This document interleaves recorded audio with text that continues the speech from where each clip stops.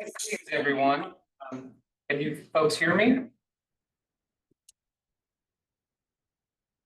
Casey, are you on the line there? That's me. Sorry, I'm almost there. Okay, Apologies on being late. Terry, you're coming through loud and clear, and so is Casey. perfect, thank you. Hi, Megan. Okay, so we'll go ahead and get started here. I'm gonna start with roll call. So if you could please, actually, let me.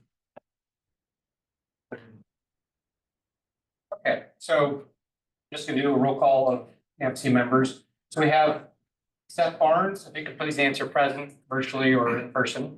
Present in person. Here. Dave Bugman, Present in person.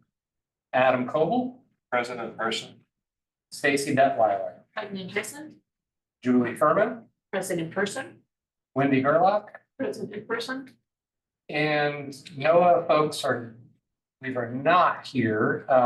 Sam Bankston is sort of our rep now, but I don't see Sam on the call. Casey Kula, Sorry, present virtually. right? Jason Rose, Present in person. yay! Josh Steve, Present in person. Amanda Solonescu, present in person. and William Tyler. PTLD gone today. Yes. All right, so just to keep things moving along, here's a review of the agenda today. Usual starting stuff, and then I will talk a little bit about budget situation, election of the co-chair, 2024 year in review, 2025 work plan, amphibians research questions package. Any questions? And Seth, you're going to be just sort of keeping this moving here. Okay. So just a reminder, these meetings are public recorded. Minutes, we don't have minutes other than the recording, which is be available online within a few days of the meeting. Please turn your camera on if you're remote. That helps everyone see folks and we're doing anything like a temperature read. And then please mute yourself when you're not speaking or when you're online. And for folks in the room, try to keep the side conversations to a minimum because on the other end, it sounds kind of confusing, like happening. Okay, do we have any public comment?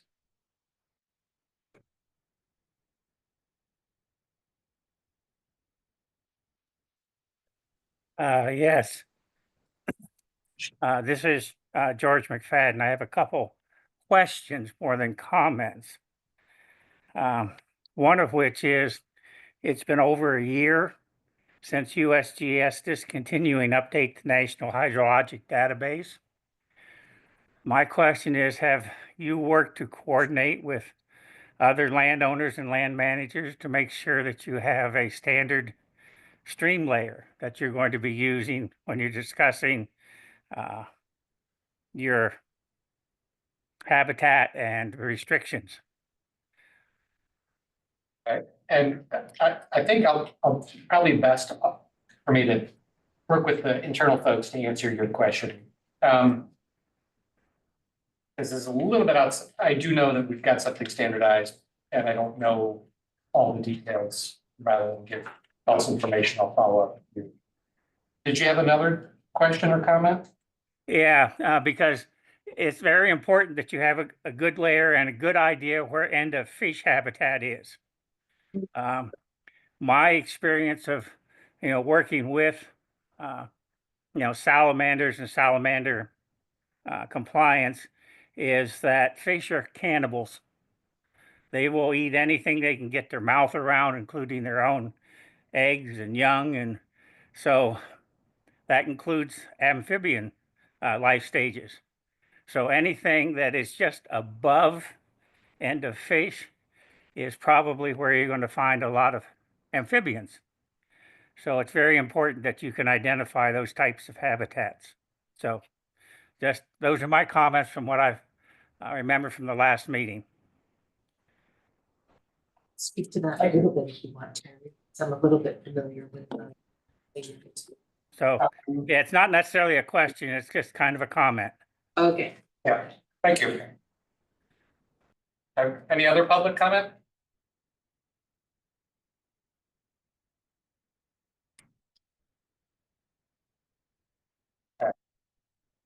So hopefully folks have had a chance to look at the executive summary of the previous meeting.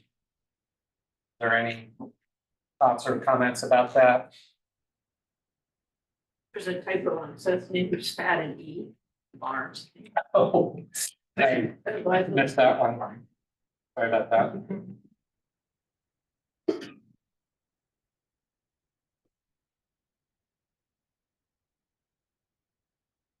All right.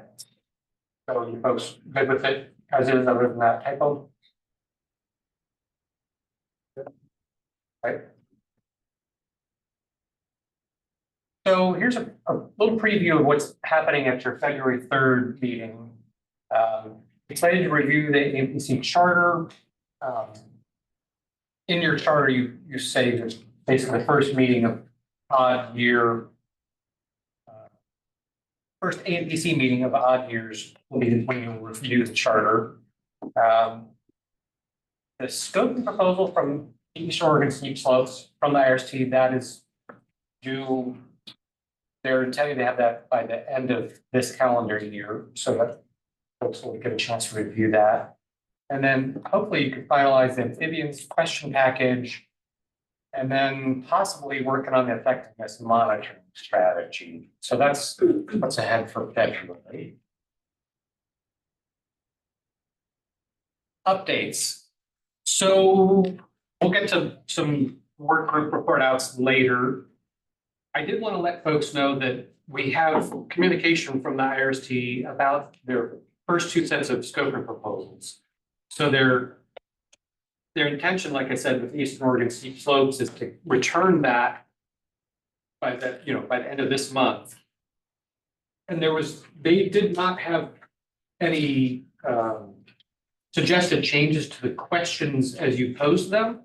So just letting you know, they took those and just ran with them.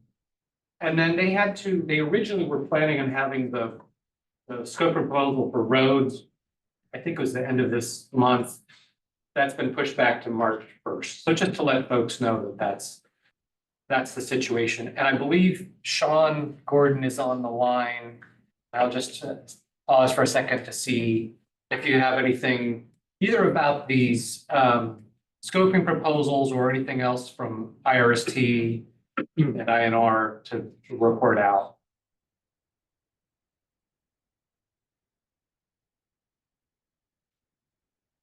Hi, Terry, folks. No, Terry, I think that's a good summary, and happy to answer any questions or yeah, if there's any discussion about it. Okay, great. Thank you. Next moving here, there are two members of the MPC up for renewal before the board in January. That's Wendy and Amanda. Those are going to the board as those term renewals are going to the board as a consent agenda item, which means that the board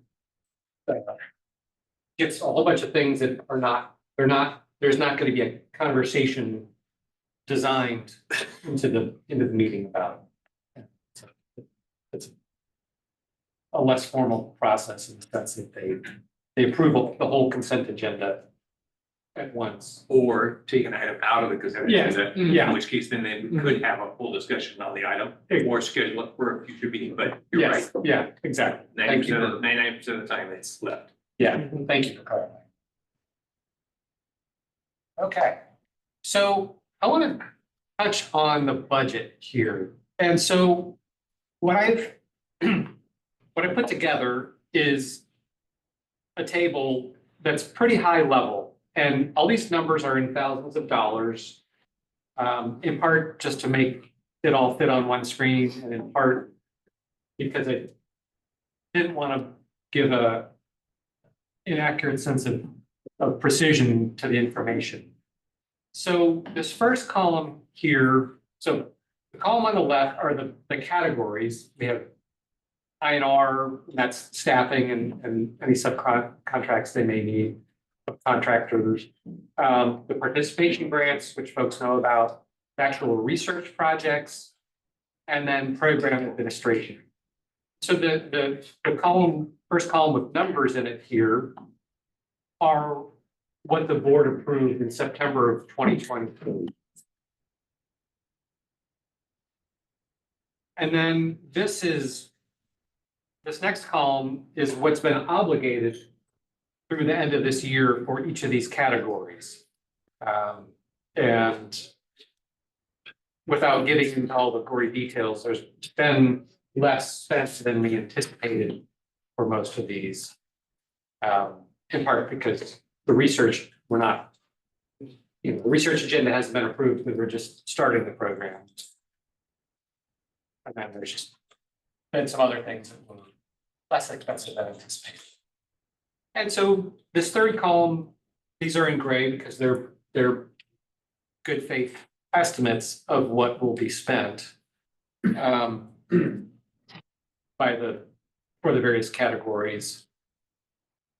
And then the fourth column is what we anticipate as being the remainder at the end of the biennium. And so I'll pause there. I didn't discuss every little detail number, but just see if folks have questions or comments. Julie. I'm curious why INR is anticipating they spend half as much as they did in the last year. So this is just the first 6 months, Oh, 2025, okay. that they Then that anticipate that makes spending. There you go. sense. Yep. Good question. And Thank you. Sean, feel free to jump in if you want to say anything more related to that. Yeah, I haven't looked at the budget lately. Lisa was doing that work, but that makes sense to me.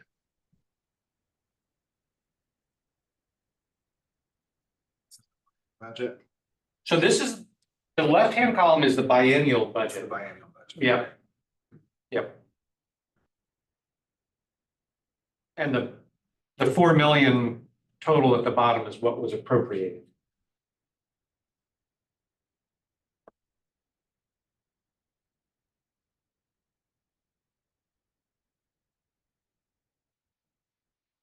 Okay, well. Go ahead, man. More organizational question, I guess. So for the participation grants, I can't remember, I don't work with the finance side with our organization, so we received one.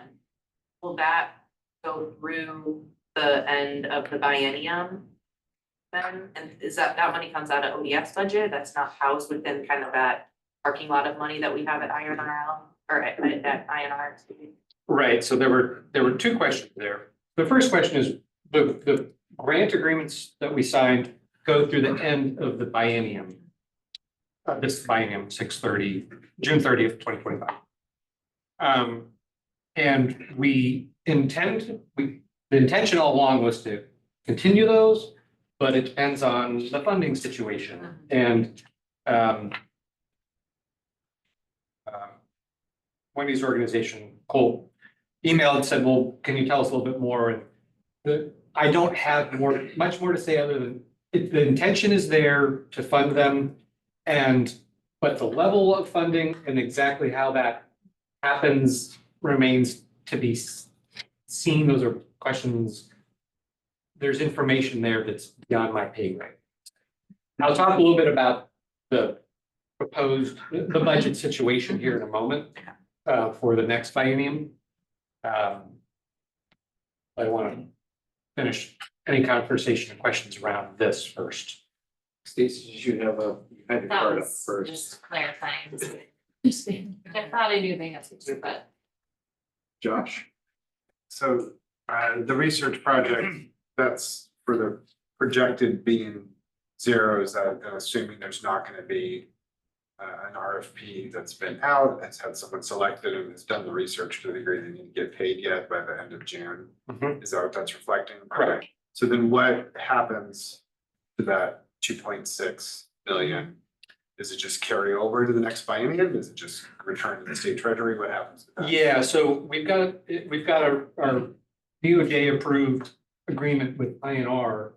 We can send them the funds ahead of time with a heavy strings attached. So they can only spend it on things that ODF approves for the adaptive management program. So that's our, So that allocates the money, therefore it's safe from sweeping. yes. Yeah. The money then is at INR, it's there, so it rolls forward, it's available for basically implementing these 3 projects that we've already passed on to IRST. Yes. Okay.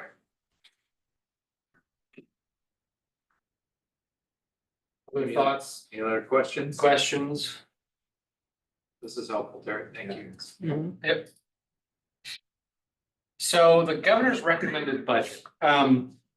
So I'll start off with budget 101 from a 100,000 foot level and hope I get it right. There's people here that probably know it better than I do, but the basic process is we propose a budget, the governor makes a final decision of what the governor recommends to the legislature is the budget. And I say budget sort of for all state enterprise work. And then the legislature looks at that and makes their own decisions. And at the end of the biennium, they've got a state budget pulled together. That's my understanding of it. Folks can correct or add detail as needed. No, the important difference, the important distinction is that the governor's budget is a recommended budget, right? And so it's the numbers in there can and do change. But it's the place at which the discussion starts with the legislature. So in terms of this specific GRB, governor's recommended budget with respect to adaptive management. This came out a week ago. We're still trying to make sense out of it. I know that I don't really understand it, but I talked with folks that know more than I do. We pulled together these bullet points. So it acknowledges the need for continued PFA funding. We're still trying to understand it better. There's $10 million for grants, I think is what is for grant programs. And it's not clear to me how much of that is SFISH versus adaptive management. There's also through a special appropriation, the special purpose appropriation, SPA. And so we're trying to understand it all. And as a state agency, we have to officially support the governor's recommended budget. So just for folks to understand that. We're required to be neutral, basically. Yeah. So this 14 million, the total ask was 36, yeah, 30, 36. So clearly there's a gap. Pretty sizable gap between the governor's recommending, but the program is set up under the PFA to be funded. So there's a lot of conversation to happen. And Stacy emailed me just earlier today, and I know our respective groups are already gearing up to have these conversations. We already have been having these conversations, to continue these conversations. I mean, I guess the good news is that there is money there. It wasn't ignored, right? It was, and so we just need to figure out how we land that in a more appropriate place. And I guess, as I understand the special purpose appropriation, I think that's money given to the keyboard and we have to go and request it. So it's a little bit of a different funding path than the previous, where this was a policy option package that funded everything, the 4 million that you saw on the previous slide. So this is a different process. I don't know, Stacy, if you have any more thoughts or to add there, we still need to triangulate and figure out how to Yeah, I make mean, up the it difference. seems to me that just, looking at this, that as I understand it, not clear that the adaptive management program gets any funding, so I'm trying to draw that down and what that means for our work in the future, so. But like Seth said, this is just, step 2 of many more, and we'll move into the legislative phase and lots of conversations to be had there, so. I mean, clearly, if the PFA is to be successful, which we all are invested in that. These programs need to be funded. This program needs to be funded. The mitigation program needs to be funded. The S-fish program needs to be funded. So there's a lot of conversation to happen, and I can almost guarantee that this is not where it's going to be. If it does, we're going to have some conversations that are going to get tough. But if there's any information I could provide. Programs, parts of this, the DEQ programs. Yeah, But that helpful. Yeah, thanks. Same. Right, Yeah. Ryan Hoff is our water quality legislative liaison, but. Class goes to him, questions will come to me, so. Yeah, that's Thank helpful. you. Thank you, Josh. And yeah, I agree, like all the agencies, we need to figure out how we huddle together and message this appropriately so that we get the right emphasis. Same in Iowa. Yeah. There's the private forest for private landowners, right? Yeah. So Yeah. I need to write something. Yeah. Lobby.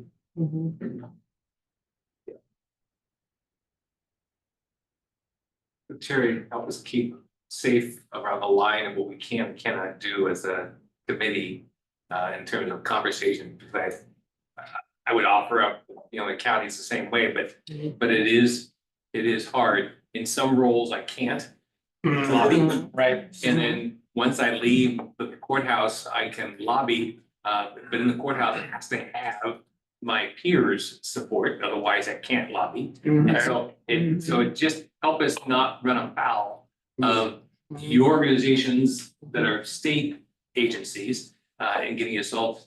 I mean, I can provide information. Yeah. Like I can provide factual Where I- information. Right, like, Yeah. Once I leave the courthouse, I can say anything I want, and it is fact, but it's not. Politicians, people think it's true. Politicians say things all the time and they can't get in trouble. Except that when I speak from the dais, I'll just speak as one voice for the county. I'm not always that one voice. that's a great, thank you, that's a great, great point, and I'll look into that. I mean, obviously, what you folks do individually representing your organization's conversations with the legislature, that's Yeah. not us, but if you're wanting to do something as the AMSI, that's where I don't understand the bounds. Yeah, because Cal may in fact want it to be on fire. He might have a different priority if he was gonna get X amount of special project money. He may want to put it someplace different. No, I don't, right. I know fire is an interesting metaphor. Right. Other thoughts or questions, Casey? I think Adam might be one.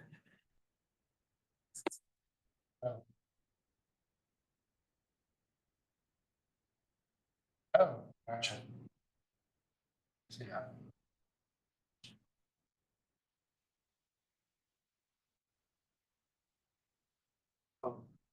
Here, that's probably my own.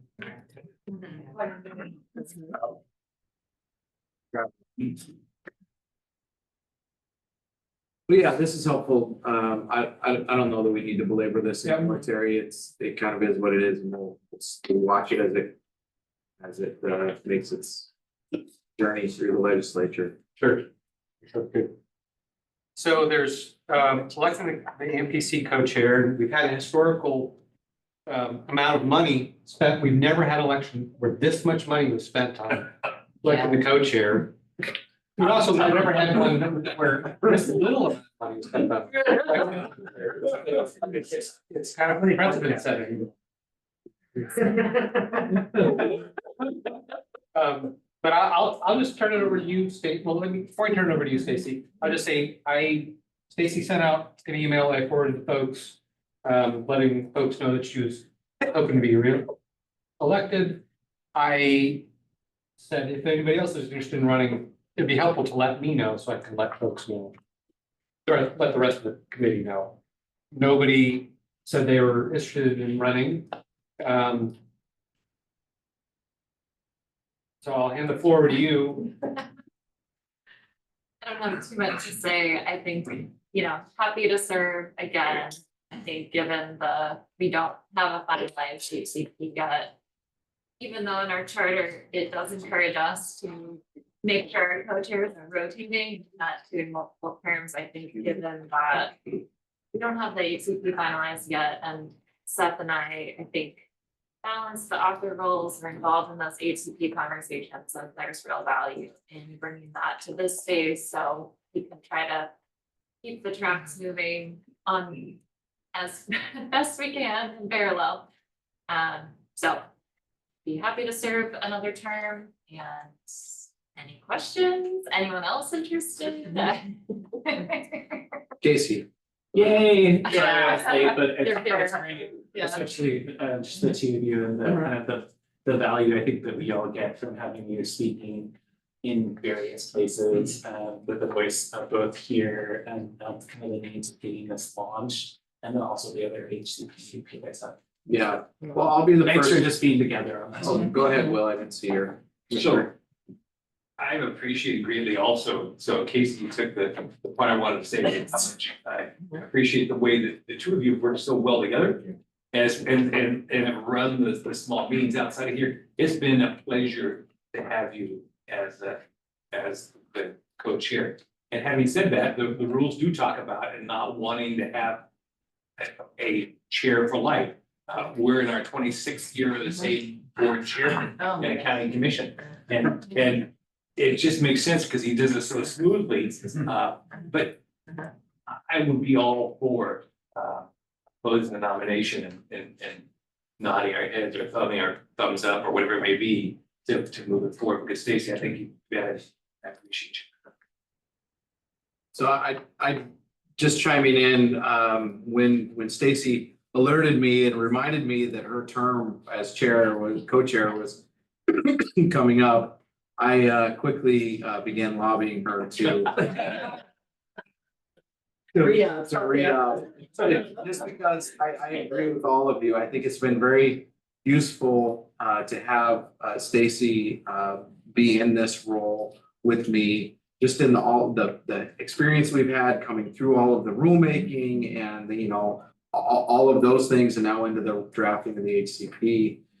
I think it's a benefit to all of us to have sort of both of us on that sort of kind of equal footing in terms of our background and knowledge of the ecosystem around us, so to speak, with the PFA, to at least get us to that point where we're more of it. Everybody is in the same boat with an approved HCP and we're moving it forward, with charters and everything. We haven't even gotten through the full slate of things that, stuff back from the IRST and funding a project and those sorts of things. So having that solid footing, I think, will put us on a trajectory. Neither one of us have a desire to be co-chairs for life.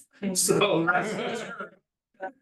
rest assured that when the time comes to hand out that baton, I think both of us are happy to do that. But I'm very pleased that Stacy was willing to stay on. I agree with this chair. So do we need to do an official motion decision?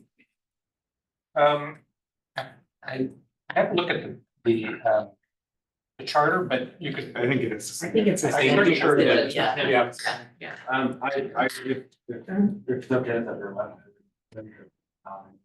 I move the reappoint Stephen Detweiler to the. MC co-chair. Can I take a pen? So I can- There's no term. No, that's right. Is that what I heard?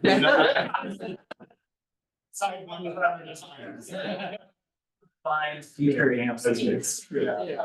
Any more discussion on the point? Just one, so now Stacy's term will be that 3-year term, and is that what it is? Okay, 2-year. Yeah. So it was a 1 year for the first, Yeah. and then it goes to 2 year. Oh, it was 2 and 3. Okay, I can't remember. It's 3 and it's 2. Okay, so then following Seth's, that position will go back to a 2 to make sure that it's staggered. Yeah. correct? Yeah. I just We'll wanna still make sure that they're all. stay staggered, yeah. So they'll be, I guess, what, next year is still both of us, and then if you decide to continue or not, potentially there'd be. Yeah, and we can figure that out when we Yeah. get there, I'm not. I just wanna make sure we were all clear Yeah. on the term. Hopefully they speak. That's great. The full speak. Yeah. Yeah. Any other discussion? That's a good clarifying point.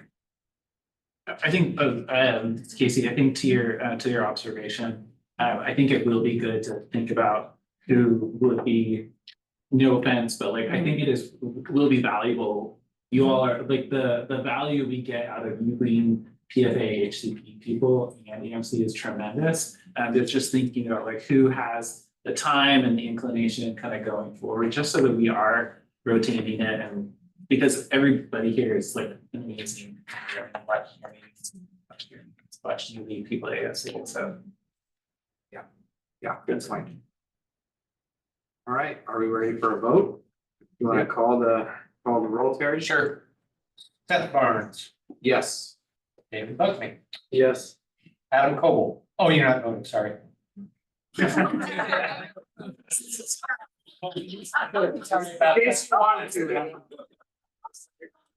More, back my mouth.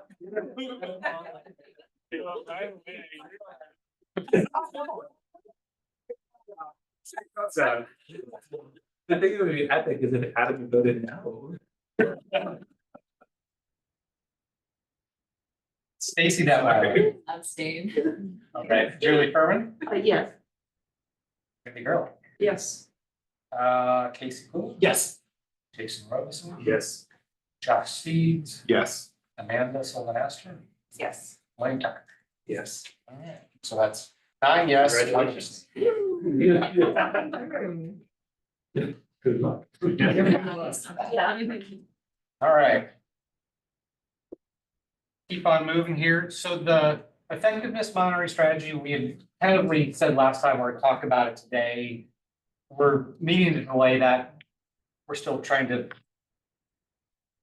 get our ducks in a row, but try and figure out the best way to have that conversation. I don't know, Seth and Stacy, if you have more to add here. Go ahead. Yeah, just a quick update that I did, to freeze it with the HCP author group. Generally receptive, but there was still discussion around like looking at the actual language, because then that would make that public, or providing more of a summary, so. We're talking about it, we just thought in our co-chair meeting that the amphibians question, we made a lot more progress than I expected at the last meeting, and that seemed right to kind of keep moving that forward. So progress, but not on the agenda for today. I realized I didn't give the context. Everyone recognizes the importance of effectiveness monitoring strategy. And it should be in alignment with the HCP, which is not yet public, and so that's why we're having to delay this conversation until folks have figured out the best way to share information in the HCP specific to this effectiveness monitoring strategy. On that note, do we have a time frame for when the HCP is going to be? I wish. We are working hard behind the scenes to try to push that along. So, you know, we're waiting feedback. That's kind of the spot that we're in right now. Yeah, from the services, and sort of that feedback loop of back and forth that we're anticipating we will have. It's been a little bit slower than we had hoped, and so we're continuing to engage the best we can, and so I don't have a date, Josh, unfortunately, and I wish I did. I don't know if you have any. Yeah, I mean, the original giant timeline that was sort of like coming from ODF and ICF was that ideally that process would start early 2025, but with administration change, staffing change, there's a lot to happen there. Yeah, and to Terry's point, it's hard to have a detailed conversation about what goes into effectiveness monitoring, right? You don't have a final. That's right. That's set of exactly it. Objectives, and metrics to monitor, so. That's exactly it, Josh. And so we've got our draft that we submitted, but Yeah. the dialogue, the back and forth hasn't happened yet. And so not wanting to put the cart before the horse, it's important that we take it in the right step-wise process. Yeah, so given that, it does seem to make sense to focus on getting it's the third of the three we were assigned. Yep. in the- Get the amphibians out and done. Turn my attention to that, this monitoring, once we know the objectives. Yeah. Yep, thank you. Yep. Go ahead, Casey. Yeah, okay, thank you. Just adding, I think that kind of as a HTTP drafters, we're working on the most recent draft that we submitted in July 15th, or the complete thing was about July 15th. There were a few places where the metrics were kicked to us, and so I just want to flag that for other people, you both know it. There will be it's kind of a weird like cart before the horse, but actually we're the horse in the cart. So there are some decisions that we will have to make, or we'll have to direct IRST to make around, and so what the metrics are. What will be monitored and what the, like, so the variable and the kind of the advancing towards number X. And so that'll be, I think, part of our we will have to do that in order to get it into the HCP. And then once it's in the public HCP, then it comes back to a monitoring strategy, as far as I understand. Yeah. I need to this. Yeah. Great area. Absent feedback from the services, it's well, we think this is how it's gonna work, and the services could always say, well, it should be like this, and then it's a conversation. Yep. Yeah, go ahead. What's driving the timeline for services response? They're really backward. Yeah. So So it can be. I don't know for sure, but I would assume it's generally. Yeah, I mean, who knows, like you said, Stacy, who knows how much of it is the change in administration, Right. the time of year, it's. There are two other HCPs in Oregon, that's a fact, right? And they're a little bit ahead of this one in terms of their spot in line. Although I would argue that this one is the most important and have argued that, and will continue to argue that. But anyway. The consultation. Yeah, yeah. Oh. Good point. Still more important. EIS is out on that, but yeah, that's work on, but other things that have been in the hopper.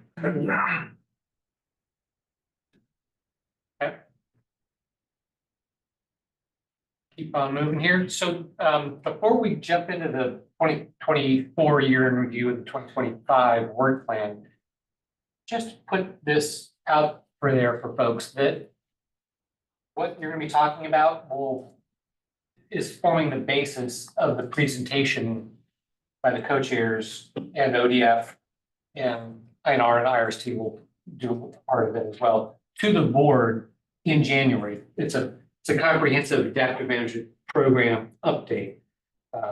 It's lined up for a live conversation with the board. And so what we're going to talk about today forms the foundation of that. Seth, Stacy, is there anything more you want to add? That's required in statute, right, for enroll. Yes, yeah, it's required to do an annual update. So we did last January, if you recall, our final December meeting, similar. Right. But I think we probably got even more to share this year. So. Yeah.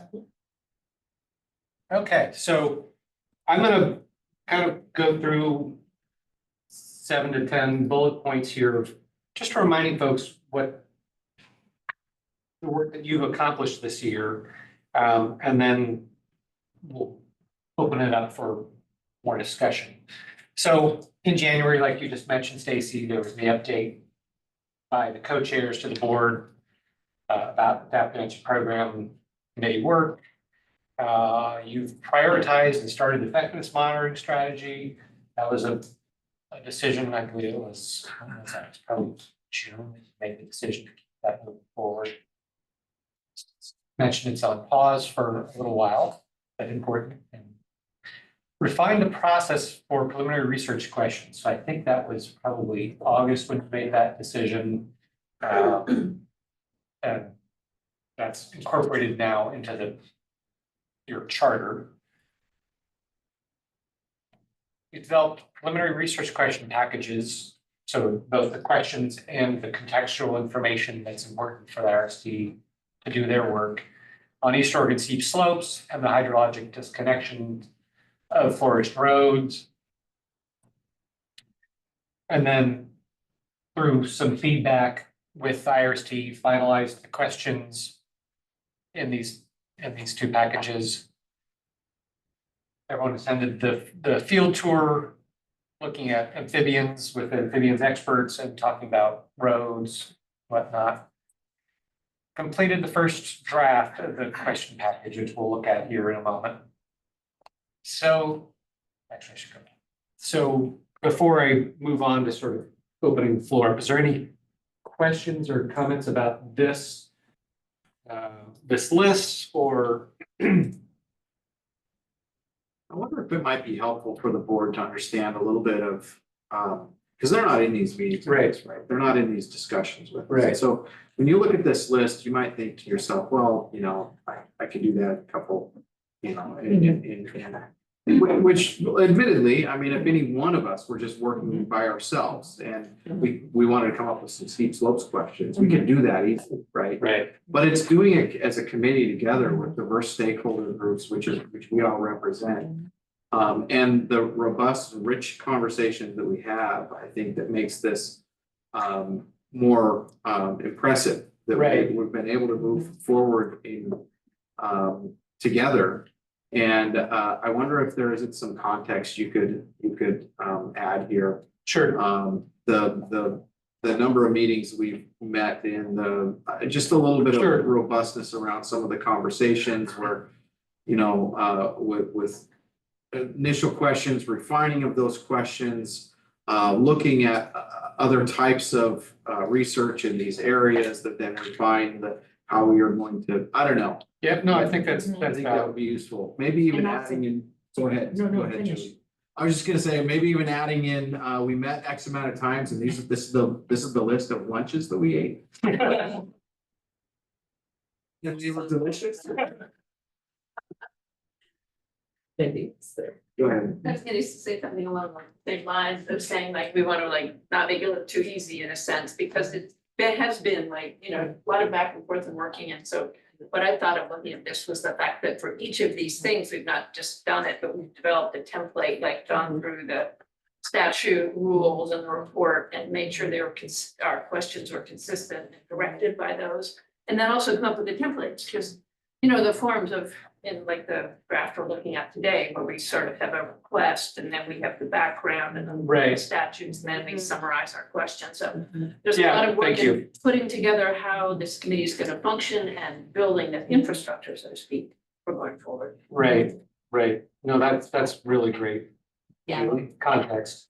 what I have to say is springboards on what both Seth and Wendy have said, that also, you know, in talking about how complicated it can be for the group of us to come to a decision, that there's also the complication of working back and forth with IRS team, maybe building out that bullet a little bit. Yeah, Yeah. yeah. Amanda? I have maybe a few on a similar vein, recognizing that maybe not just how many meetings we had, but, how many subcommittees we formed. And the names of subcommittees, because that again outlines that, you know, we really can't even get to a decision point all the time within this group. We have to do outside work, and to that end, you know, working for an association where we're trying to always get to big numbers to report on. Like numbers of hours committed by individuals. I mean, that's, wow, you know, yeah. that's really. If you just took the number of people here. Yeah, because it's like times just the- saying, oh, we have, you know, on average, we have one meeting every other Right. month, well, Right. 6 meetings. Right, So what? right. Okay, but each one of those meetings has been 4 hours, right, or more. And so you start actually adding that up, and it's a lot of commitment and time and energy that's gone into this program. The committee meeting or The something. work Yeah. preparation, having their Yeah, meetings, and that's then right. having the work to do in between. the That would, meetings. I mean, Yeah. we don't have to go there, but it tells a more comprehensive Yeah, story sure. about the, you know, how much energy is going into this program. Sure. Yeah, that's reasonable. But however we want to do that. Stacy and then Dave, you had a point. yeah, I just had a question for Terry, so INR will also be presenting, okay. So we should be thinking mostly focused on AMC rather than like Yeah. adaptive. Yeah, so I'm gonna. ODF staff will kick it off, sort of, here's the big picture. Reminding folks what this is and who people are and what we're trying to do. And then hand it off to AMPC, you tell your part of the story, I'll work with you to get that lined up. And then INR and IRST will tell their part of the story as well. And then there'll be time for Q&A with the board. Yeah. Dave, did you have a? I was just saying, just to amplify what Amanda was saying, I think it's important to also consider not only the time we spend in the meetings, but the time we spend preparing for these meetings. I mean, some of us travel an hour to 2 hours each way. For these meetings. I mean, there's a lot of effort coming into this. Wendy? Yeah, I thought the point you made was a good one, Trey, about starting out with the structure of the program and then the subcomponents, because sometimes the AMPC can send seem like it is the program, but that's not the case. Right. So the context there is a Right. good starting point.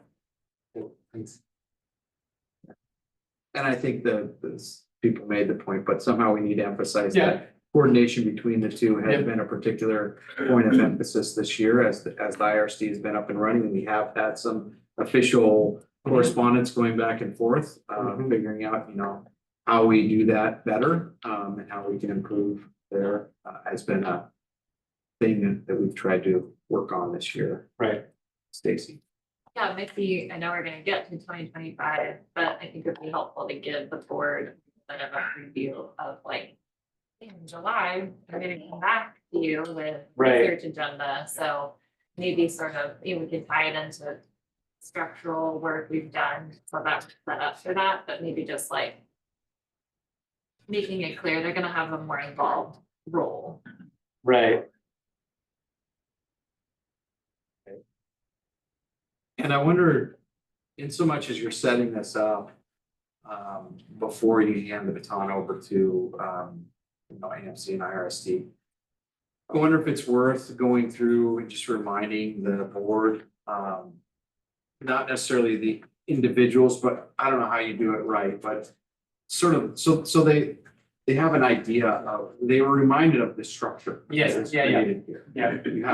You have, you know, stakeholder groups that are identified in statute that have individuals that are here, you know, that represent agencies and stakeholder groups, and then you have the IRST, which is, you know, has people with advanced degrees and have experience in publishing, and just so they have that primer, that reminder that this is a pretty robust program and a lot to work through and get, so that when we do deliver that agenda, that there's a little bit of a reminder of context who that's coming from and the gyrations that it's taken to get this on the agenda. Yep.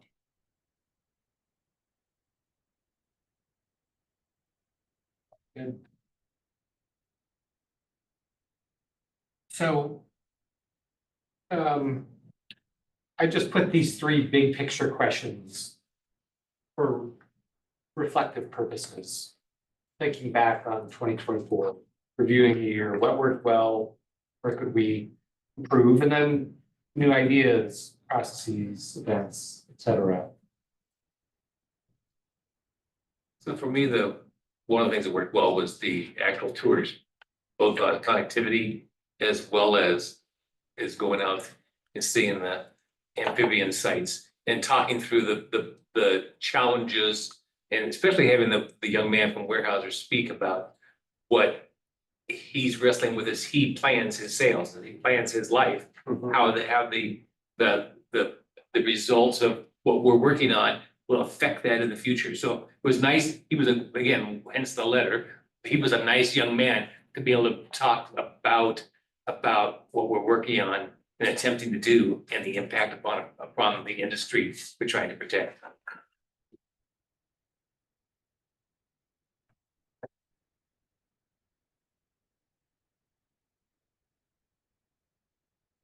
I actually enjoyed, I appreciate that, one of the things we tried to work on this year, from Stacy and I's perspective, going into this year, we knew the HCP was gonna be taking up a lot of our time. And so we lobbied to get, these meetings to not be monthly. We moved to an every other month, and I think it has worked. I appreciate that the workload feels like it's manageable, even though it's large. And so I think from my perspective, that has worked well. Feel free to chime in if you disagree, but I think that has worked well. I think that and coupled with ability to build discussion committees, work on key issues and people taking the time to do that as well, that's really kind of taking. Yeah, and my comment on that would be, I think that like Terry and other staff have done a good job of keeping, providing us with information and updates in between meetings too, and I don't get the feeling that 2 days before the meeting, you're throwing things together, and to the contrary, I think you've done a good job of creating a bridge between the meetings which are further apart. Agree. Man, sorry. Okay. I have really liked having at least 1 or 2 opportunities to meet with IRST. I don't know if that's something that we're planning on continuing to do, but having some kind of immediacy and being able to answer each other's questions as a group is good. I think you guys are meeting with their co-chairs too, right? Or We just started that. yeah, or that just started. So, I mean, I think especially in the beginning, like while we're still working to get to that final, we've gone through all of the steps, stuff. I think that continues to be good. So if we could try to plan that in for next year, whatever that looks like, I would appreciate that. Stacy? Yeah, I also appreciate it, and I think it worked well.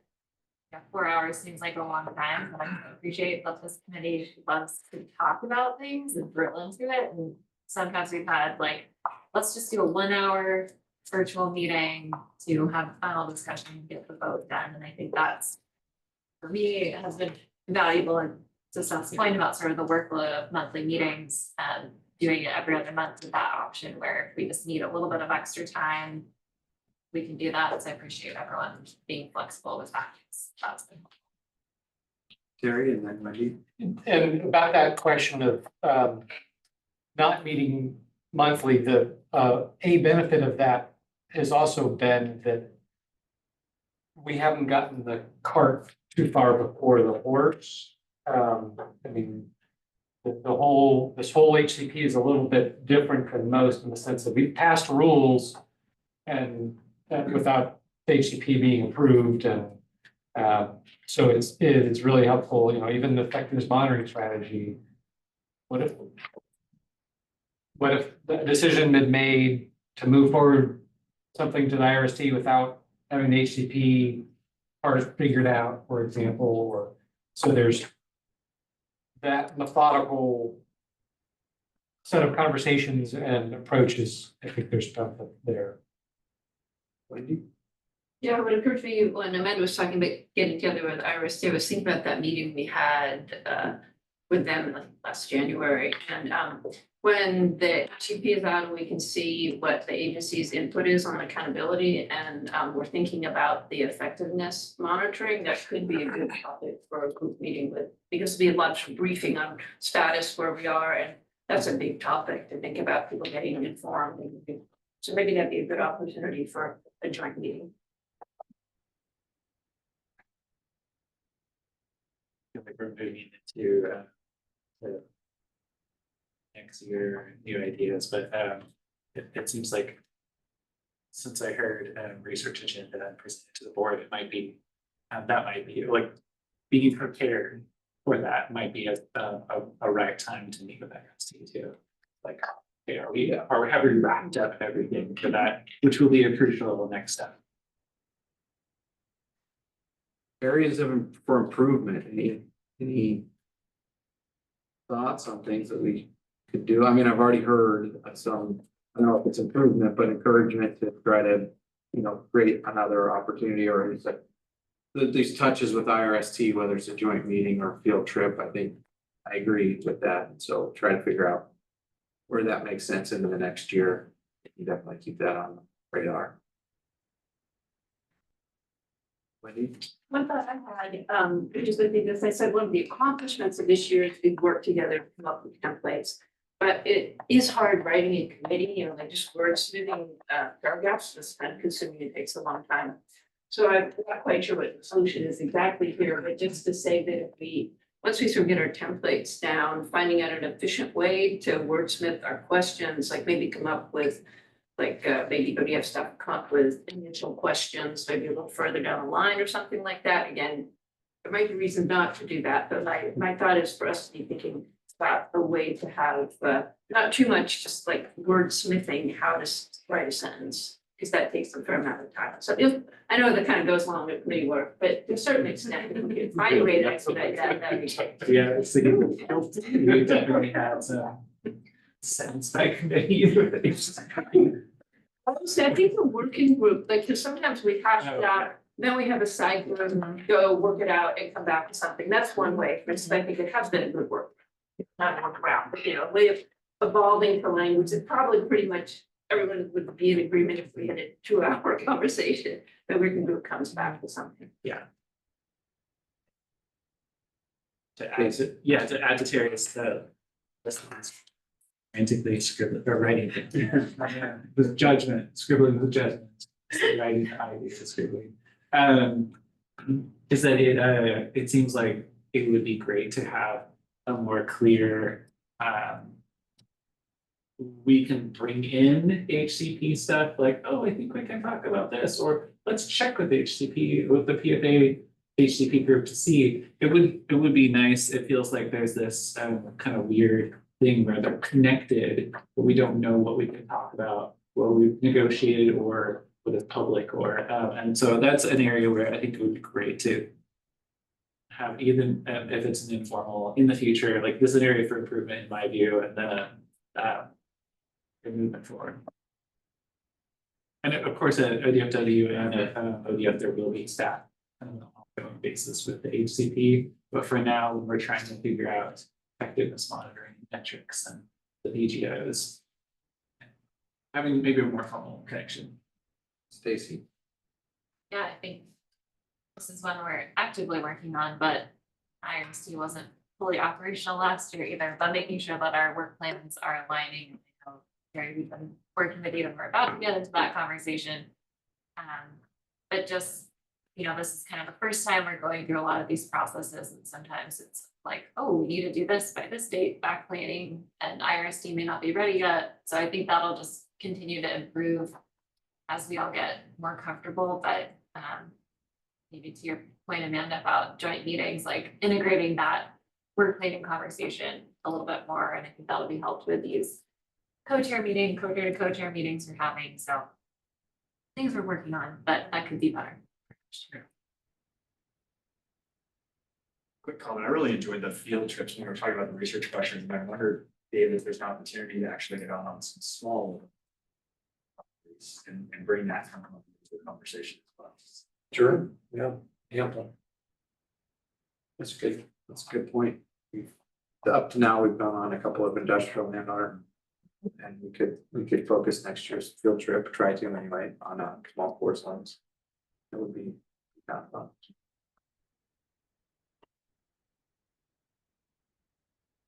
All right, any more?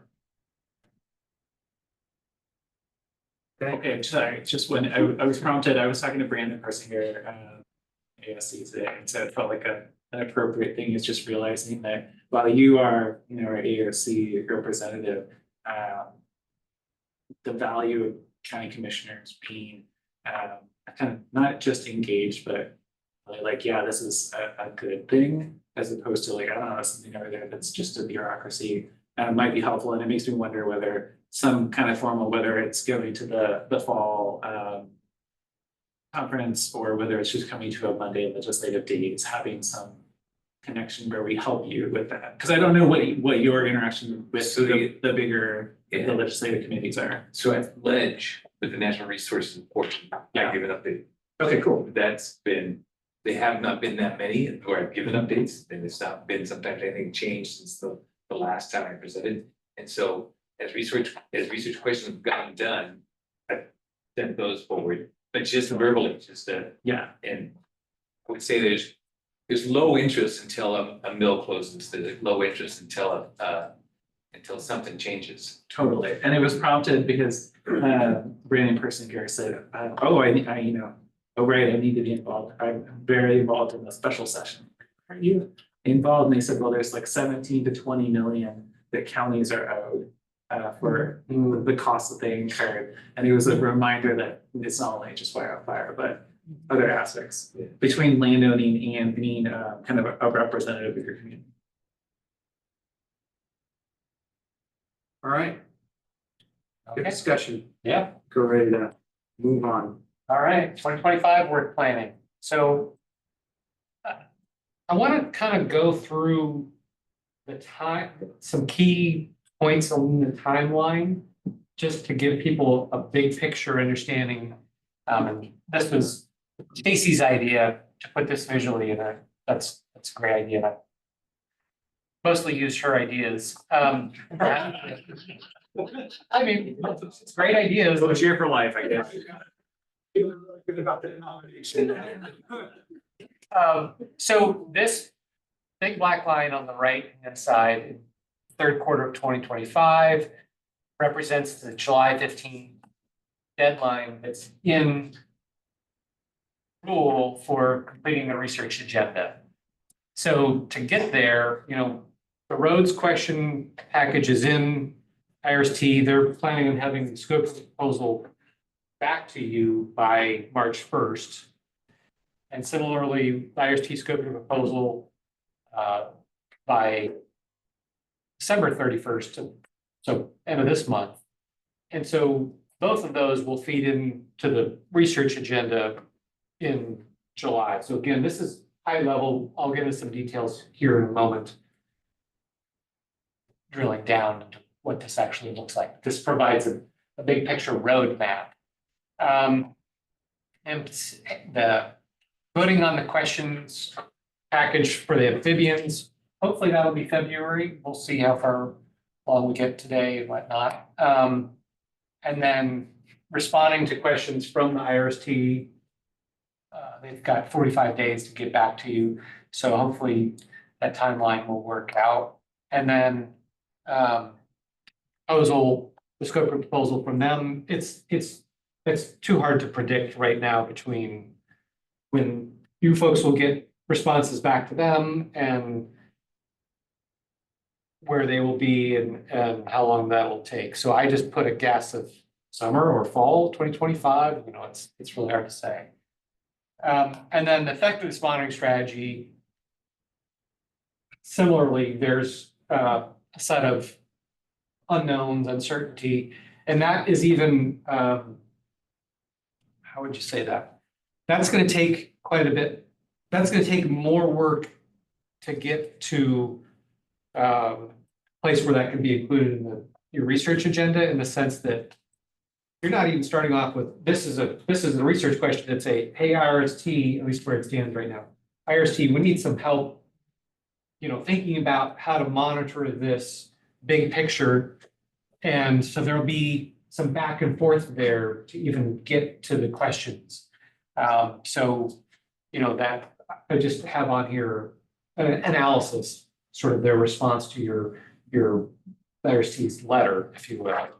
So that's the big picture. Any questions about this big picture before I dive into the details? Go ahead, Wendy. I was just really interested in what you're saying about the effectiveness monitoring and whether it is research questions, because the way I kind of reading the way it shows up in the rules, it sounds to me just like something we're supposed to do. And that it might be independent. Well, the research agenda. I don't know, it did, but. I'd have to think about, I see what you're saying, and I'd have to think about that. The challenge is that the way rule is lined out is the funding for projects is based on the research questions and the research agenda. So they may not be research questions in a classical sense. But at some point, you folks need to, with input from the IRC, you folks need to say, okay, we're gonna monitor for X, Y, and Z, and we're gonna do it on this frequency. And I mean, the questions could be as simple as what are the trends right, for this? Yeah. Yeah. Right? yeah, So I think there's a way to accomplish that. And Yeah. I think it's probably. I was just gonna say the money is a big, I think, an important part of it. If we have to say their questions are already at the funding, definitely want to say their questions, but it also a big chunk of work that I think there's a little less detail on the rules and some things. And it will require IRST, and it's a project for IRST. absolutely. Yeah. So that's the big picture. If we can we talk about effectiveness monitoring just for a little bit more? And really it is just like thinking about that research agenda timeline. I think that you're right to keep it in the kind of framework of, well, this is what we know we can do, which is this process of these questions. And it's just, I think, a question of do we feel the urgency to get it into this year, to the 7/15/2025, or whether that's even possible. So I just wanted to make sure, I think it's valuable to keep it within the structure of, you have the statutory and rule authority to do this, and that's how we release the money, and that's how the Board of Forestry will approve the funding as well. Stacy. Yeah, I think that's the right question, Casey, and when we were starting to prep this meeting, that was partly why I needed to see it visually. It's because like July is gonna happen really soon, and IRST also has their deadlines and their process, and so to me, it was just helpful to understand, like, realistically, these are the two we will probably be able to move forward with in July. The other two are equally important and we've made progress on, we just don't have full control of that timing. And so it didn't seem super likely that, well, maybe amphibians possibly, but effectiveness monitoring might not even be possible to have in enough shape for July. So how do we still make progress on it, but like, I guess recognize that reality a little bit. So That said, I think there is a component of effectiveness monitoring that we've asked in the roads questions, right? True. So I think that we are starting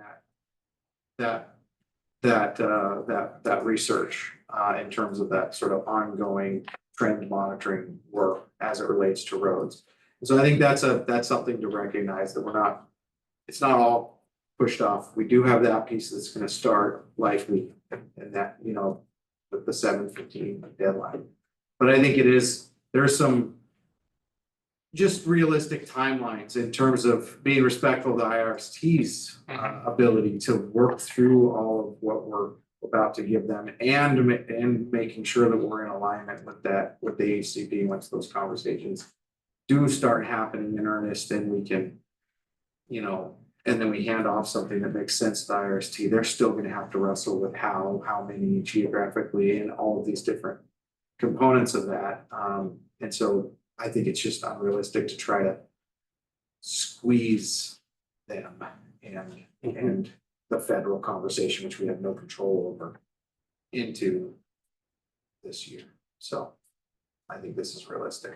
Yeah, go ahead, Mikey. Yeah, my last comment would be just that I think like our initial question was what we started talking about and the working group looked at for effectiveness monitoring really boiled down to sort of what approaches, like there seemed to be some standard approaches to that, and we looked at some ways, I can't remember, feasibility studies or reports on that. And that, so we could just sort of do a slow take up on that, in terms of having just the initial question to IRSD about, do they have a preference on which kind of monitoring they want to do? So maybe roll it out slowly rather than think we wait and then sort of fully focus on that, because they might farm out that work anyway, largely, once they decide what kind of monitoring program they want to pursue. So I just throw that out there because I had the same concerns you're voicing about like, how are we gonna weave these various projects together? Including the baseline you were referring to that's in the roads question. Terry. So coming to this question of the July 15th deadline that is in rule. So the intent with having timeline deadlines like that in rule was to keep this process moving along at a reasonable clip in terms of, we just got the money from the legislature at the end of June of odd years. Let's figure out how we're gonna allocate that. And so that was the intent, rather than, well, we got the money and someday we'll make a decision and yada, yada, yada. So that was the intent. Having said that, that means in this example, as I've got it drawn out, which I'd love to be wrong, amphibians might be done September 30th. And so that doesn't seem like a good choice to have to wait 22 months before starting any amphibians research. So we don't have an answer, but we're trying to figure out a way to comply with the rules and also not have sort of excess capacity sitting around for, well, sorry, we got this, we have to wait 22 months, too bad. So. Josh. So, first of all, I think we should just kind of, in terms of referring back to, what have we got done over the first, part of the first term of the couple terms of the AMC. We came into it with a pile of things that needed to be done, right? And so we had to work through those. So getting two of them done by the time the research agenda is supposed to be adopted is a pretty good start. But I guess my question is, if we're really close on the amphibians questions, can it still be included in the research agenda as a, like, this is currently in the process of being finalized, it's on the agenda, and it'll, as soon as the AMC and the IRST have collectively finalized this, then it'll be implemented over the next 2 years, once finalized. Yeah. And so would we be able to do that is one question. And then the other is there any restriction on the way the rules are written for us modifying the research agenda? So if we get, an effectiveness monitoring set up, we've gotten, info back from the federal services, we've made adjustments to account for it, we've figured out what an effectiveness monitoring strategy is, or at least kind of the first phase of it. Would we be able to then, outside of the odd 715 on odd years, would we be able to take that to the board and say, here's an addendum or here's a modification? These are excellent questions, Josh. And absolutely. those are things that we've talked about.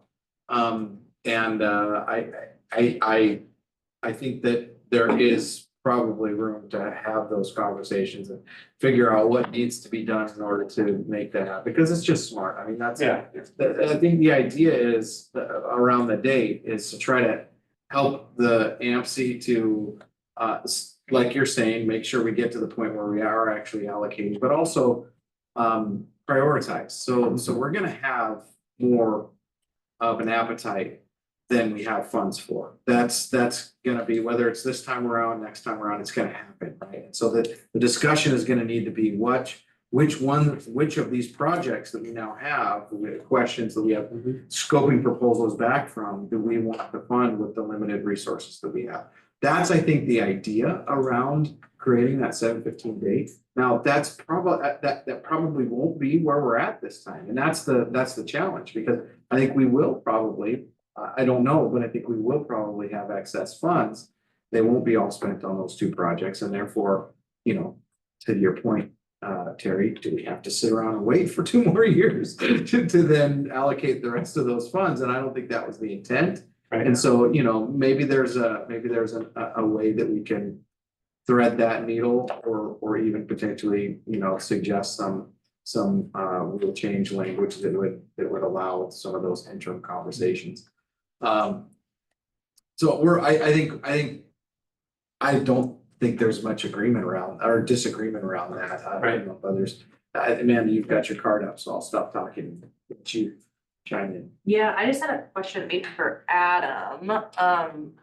I am not a researcher. I don't really know what the general cost is gonna be for a lot of these. I mean, you've been a part of our conversations for the research questions. Now, we don't have any scoping proposals to look at right now. I mean, I don't know if $2.6 million is a lot of money to answer the plethora of questions that we've outlined in our, request to IRST, or if that's really not that much.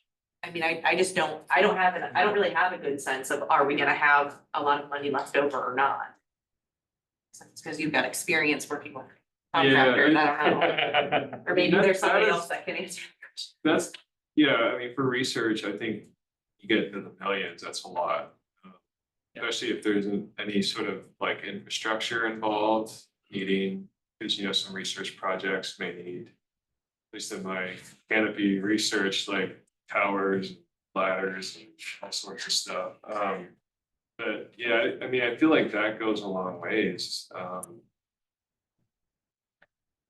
Especially when you think about the Eastern Oregon, it's a lit review. And I'm pretty sure there ain't lots of literature as it is. So, that's not a $500,000 project, I don't think. Sean has his hand up. Go ahead, Sean. Yeah, of course, we haven't, submitted any official research proposals yet, but just in the discussions we've been having and looking at other programs, the literature review, we probably not going to say would cost more than $100,000. And there have been ones that big that the Washington committee has done, but like Terry says, doesn't look like there's that much literature on that topic. The roads one, of course, is a big potential project. I think you folks saw what they did in Washington, the Dubay proposal, and that was some, I believe, 800,000. That's sending monitoring teams out to 60 sites, driving all the roads in 4-mile square sections, recording all this data, running sediment models. So I think I can go back and look. I put that number into a kind of inflation calculator, and I think it came out like 1.2 million.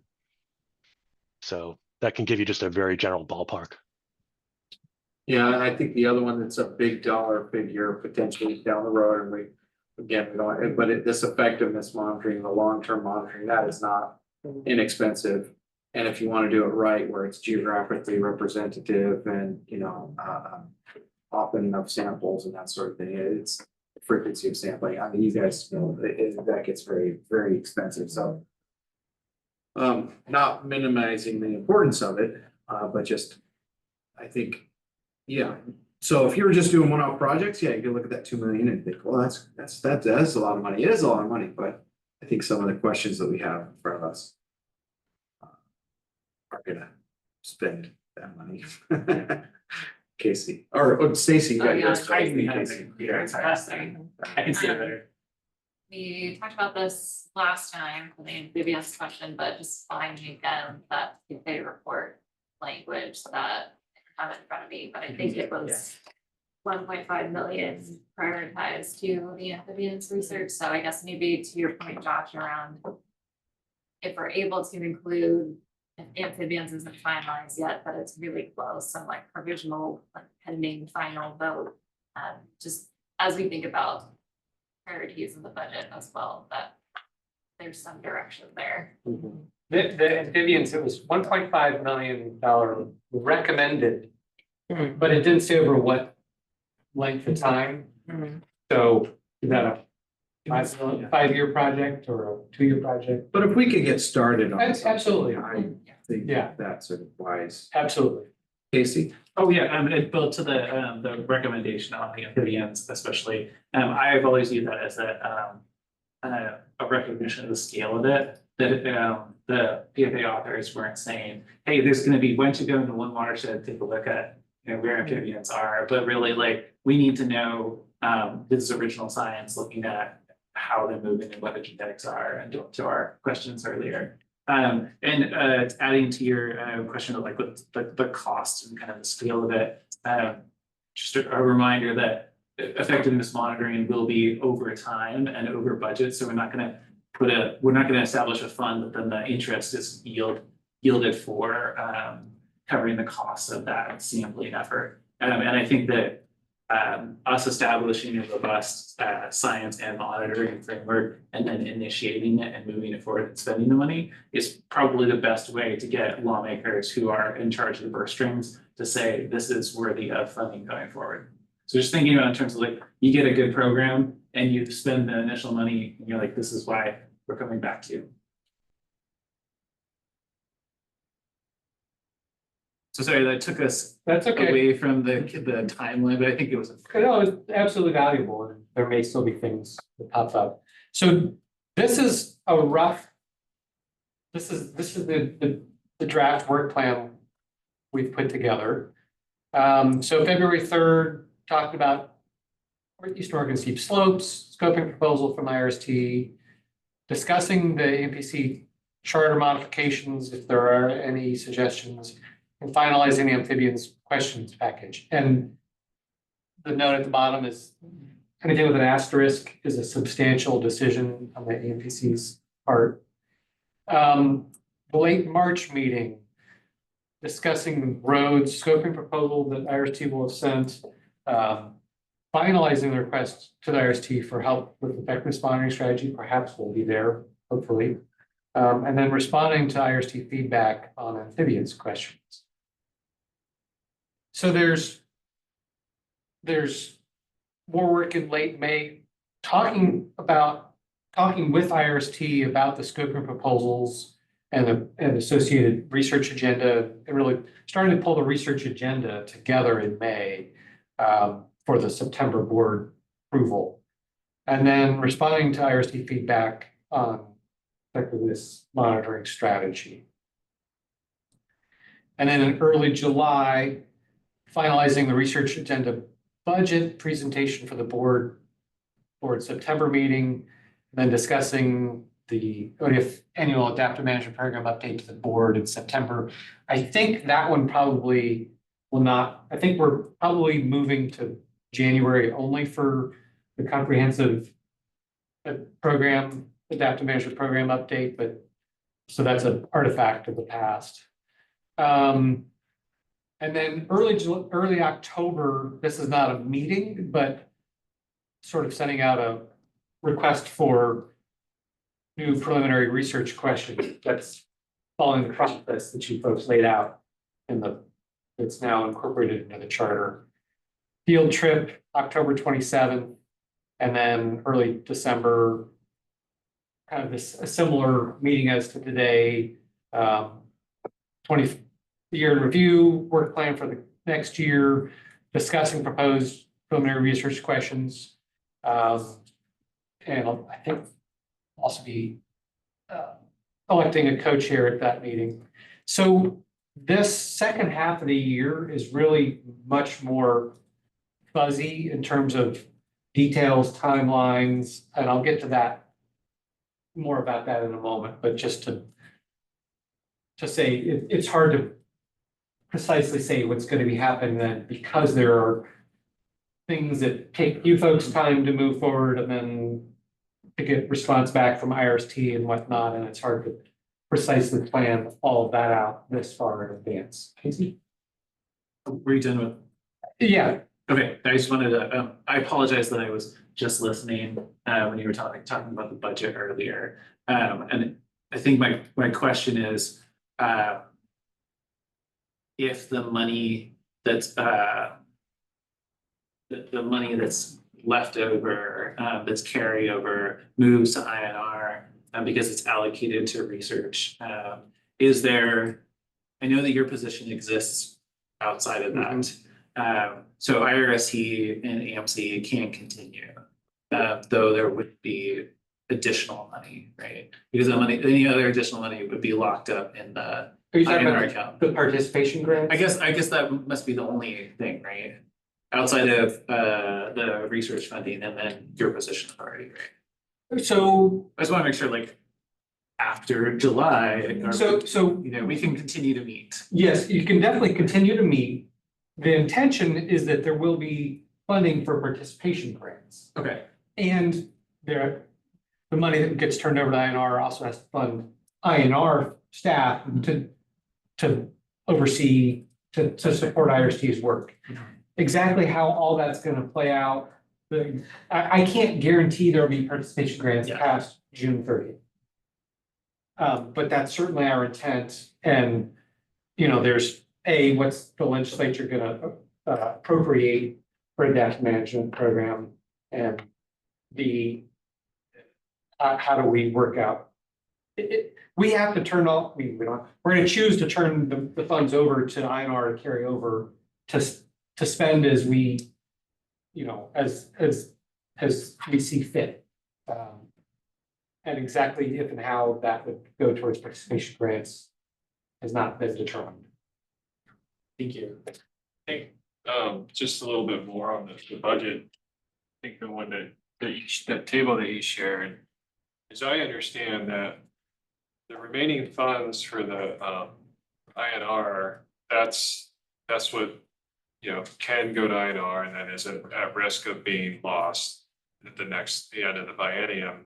But it's the category within the participation grants, the remaining funds, that's potentially at risk for not being spent or lost, I guess, in terms of the end of the biennium. I think we have the freedom, but that's a great question. I'll confirm this. I think we've got the freedom to, everything in that adaptive management program everything that's left, my understanding is we can hand that over to INR. Okay, all right. Thanks for clarifying that, Terry. And sorry, I just like, good question. So those can move back then to participation. It always feels funny because like I'm talking about my position. I don't actually get it, but Sean Stevens and I talked a lot about how it's participation grants are key to the success long term of the EMC and RST. So that's why I'm asking about it in more detail. But to that end, can INR, and I guess maybe it's a question for INR staff, are they able to move it back into participation grants? I'll let Sean answer that. I think, Okay. Yeah, I'll just let Sean. He's turned on his video. So. Yeah, I'm actually not sure. I can go back and look at the agreement to see whether we took that money out of the actual agreement, and then if so, we'd have to try to add it back in. So we'd have to do, I assume, an agreement modification, but that might be possible. Yeah, there's certainly the amending the agreement. It's what two parties agree to. I mean, it's like any contract. You can amend the contract within what's legal. So I think, I don't want to guarantee, but I think there's a way to do that, but the mechanics, timing, all that stuff remains to be seen. So can I ask a question also, Sean? just so the committee is clear, does INR take an administrative cut out of that? Yeah, OSU does. OSU has a standard state rate of 26% indirect costs. So that money, when it does get transferred over from ODF to INR, 26% will be consumed by ODF or by OSU. Actually, I'm not sure on that because we have something called participant, what are they called? Participant fees. Anyway, often a science project will include getting some group together. And in some cases, at least, those monies are exempted from the indirect costs. So again, something I can check into. And just to add to that, I remember the conversations, and the short answer is it's complicated, and it depends, but there's the money that gets spent for INR staff and any subcontractors they hire. I think that has the 26% overhead. The money for research projects has some overhead costs, but it's much, much smaller than that 26%. Well, Because of the participation. Theoretically, that money where it sits right now at ODF, right, is available for allocating to research, some of which may occur at OSU, some of which may not. But it's all gonna go Right. through by rule, it's all going through INR.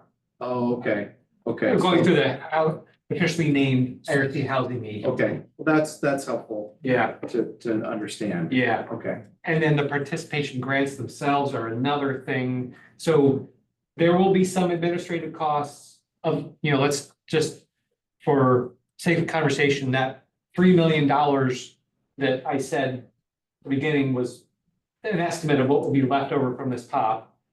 We hand that over to INR.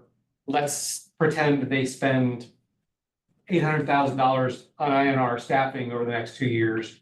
That part will be subject, I think, to the 26% overhead. The research and I'm not sure about participation grants, if and how they do those. If those probably would have an administrative cost, but I'm not sure would be that. I think it would be less than that 26%. It'd be really good. I mean, it'll be imperative that we know that. Yeah. That nailed down. At the point where we start allocating funds. Sure, 'Cause we'll need sure. to know what exactly, how much we actually have to allocate. Yeah. And sorry to go down a road that you may have talked about as chaplain, but thank you. Well, looks like Sean's got his hand up again. Well, just on the research monies, those are subawards, and generally OSU charges 26% on the first $25,000, and then nothing on the funds above that. Okay. So I believe that's the way that's going to work. Right. That's a lot different. Yes. I suddenly feel like.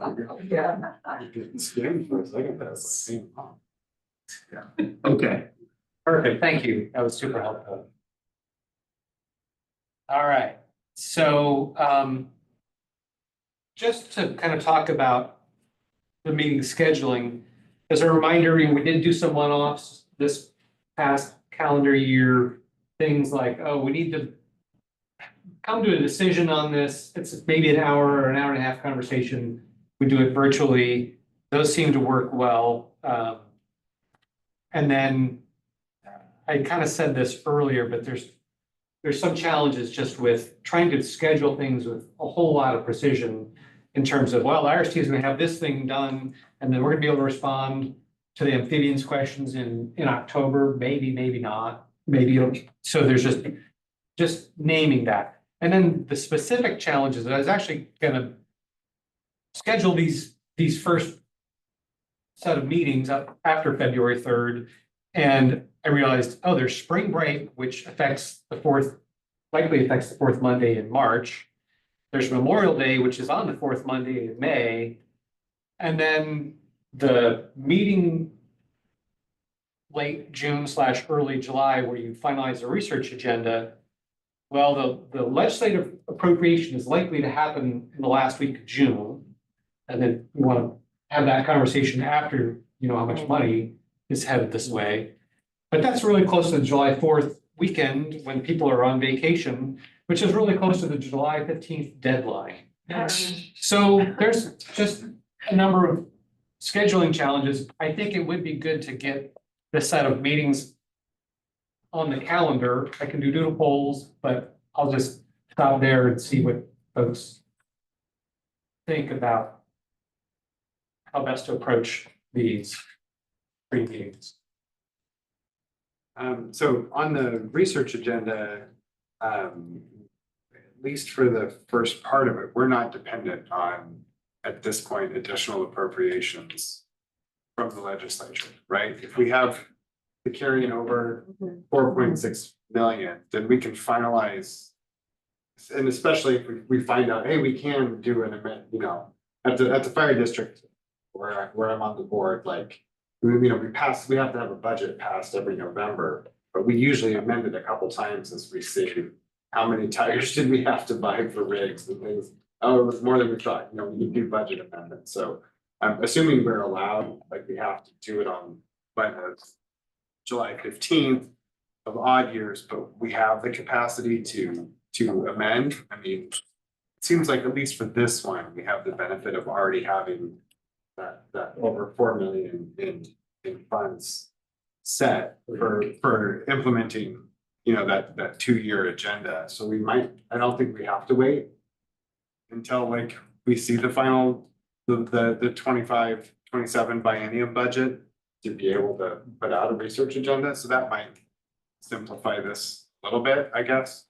Yeah, it's 3 million. I think the question is, assuming assuming the legislature says, okay, we're gonna give you another $4 million for this biennium. Probably be good to try and, you're right, you do have money that you can do the research agenda, but what about this? We just got 4 million and we're gonna have to, you know, some of this goes to INR and obviously participation grants and then a little bit of administrative, what do you have for administrative costs like the lunches? So then it'd still be a good idea to try and incorporate that new money. Yeah, so can I make a proposal that we just, for stepping back from the July? Sure. What if the March meeting, I agree. I mean, I don't know if others have conflicts because of spring break, but I certainly will. And so what if we did that on the 17th, which is this Monday before spring break? that can work. My only concern with that is if you, February 3rd, you finish the amphibians questions and get that to IRST, they won't have had time to turn around anything back. Whereas if you go for the first or second week of April, okay, that's the only. Fair enough. That would be smart. So thank you. So maybe I retract that and maybe we do the 7th of April, which is that first Monday in April. First week of, I'd have to check the school calendar, but first week of April is when Washington State does spring break. So it looks like the first week of April, it actually depends, so depending on when it starts. I can check. It's actually the 31st of March. And then it goes through that first week of April, and then the first Monday is the 7th. So depending on when it is, yeah, if you could look at that. Yeah, check. Yeah. Check just that. But yeah, you usually Washington. Yeah, actually, 17th is solid. Spring break for us is the 7th. Spring break for us is the 31st of March through the 7th. 7th would work. Okay, that's the odds watch would propose that. Yeah, And then, April 7th, noon to 4. yep. And then for the July one, I think just trying to thread that needle might be the best option. I know it's tough for everybody. July is just tough anyway, because there's so many people on vacations and things, so, and then you got ODM fires to throw in the mix. And, but I mean, I would propose that we look at the 9th.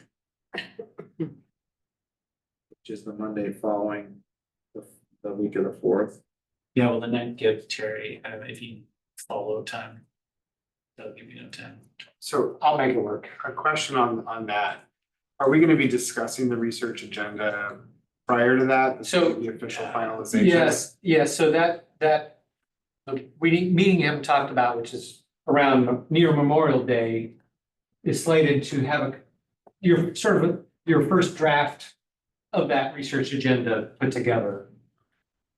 Yeah, so that Memorial Day is on the fifth, is that right? Is that what it is? No, May 26th. Oh, that's right, I'm looking at the wrong end of the month. May 26th, that's right. So if you had either the week before or the week after that. Does anybody have an issue with the week after that, June 2nd?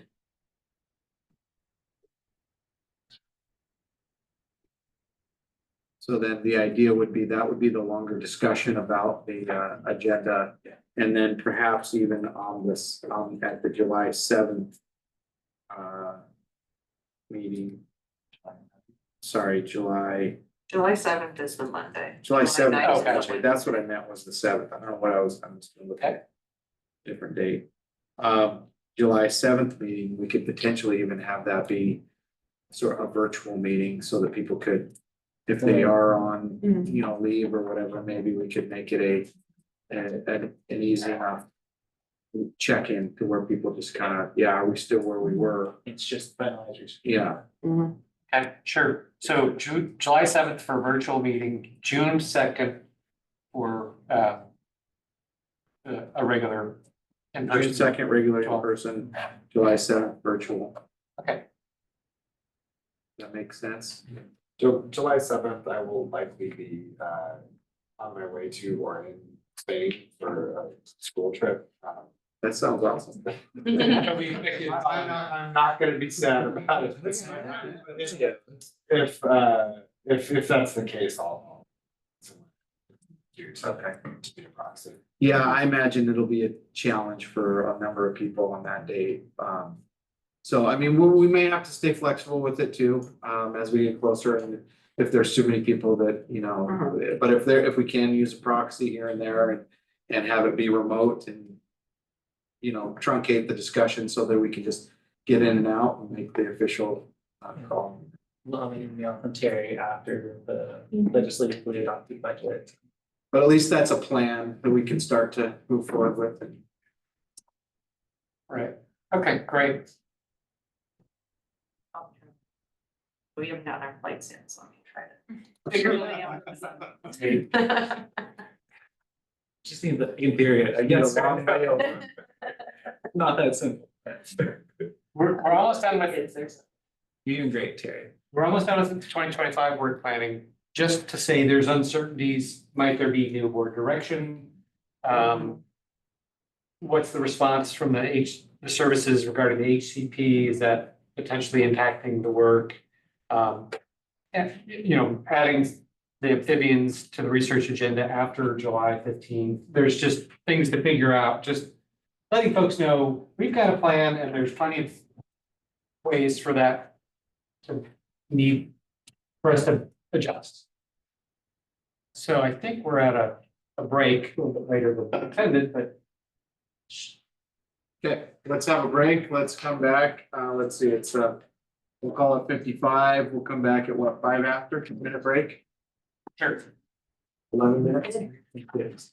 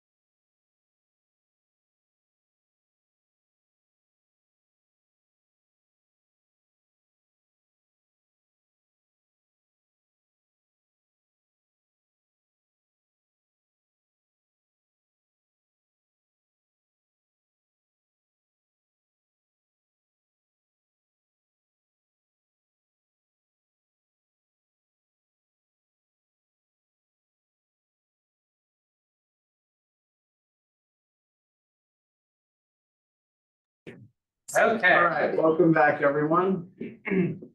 So, the work group, which was Jason, Seth, and Casey, met once just a couple of weeks ago and talked about items. And do you folks want to report more about your conversation? Terry had a good place to start and we gave him some feedback as a group. And Terry has adjusted some things and brought a draft. Okay, fair enough. Did talk about, so, if you recall, there was a question around, how to deal with areas outside of riparian zones, which are clearly part of the HCP. And I was like, we need to have this in there, and so Jason had I thought a good suggestion.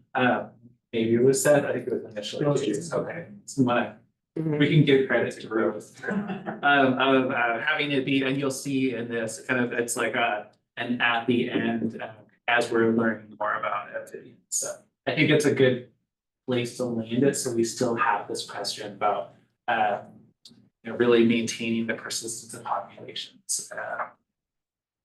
In addition to this being a riparian focused HCP and Nancy. Perfect. Yep. And so.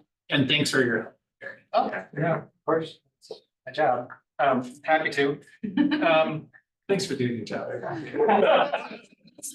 You downplay it, I raise it. You're welcome. I'm happy to. I just realized my computer battery is running low. So what I did was I took their input, drafted this question package and sent it to folks a few days ago. Normally I would have liked to have had more time for everyone to really dig in and review it and give me feedback before, but it's been kind of a compressed timeline since the last NPC meeting, and thus the first time collectively we are talking about this. So starting with the questions, this is where the committee, where the work group landed as the next draft of questions.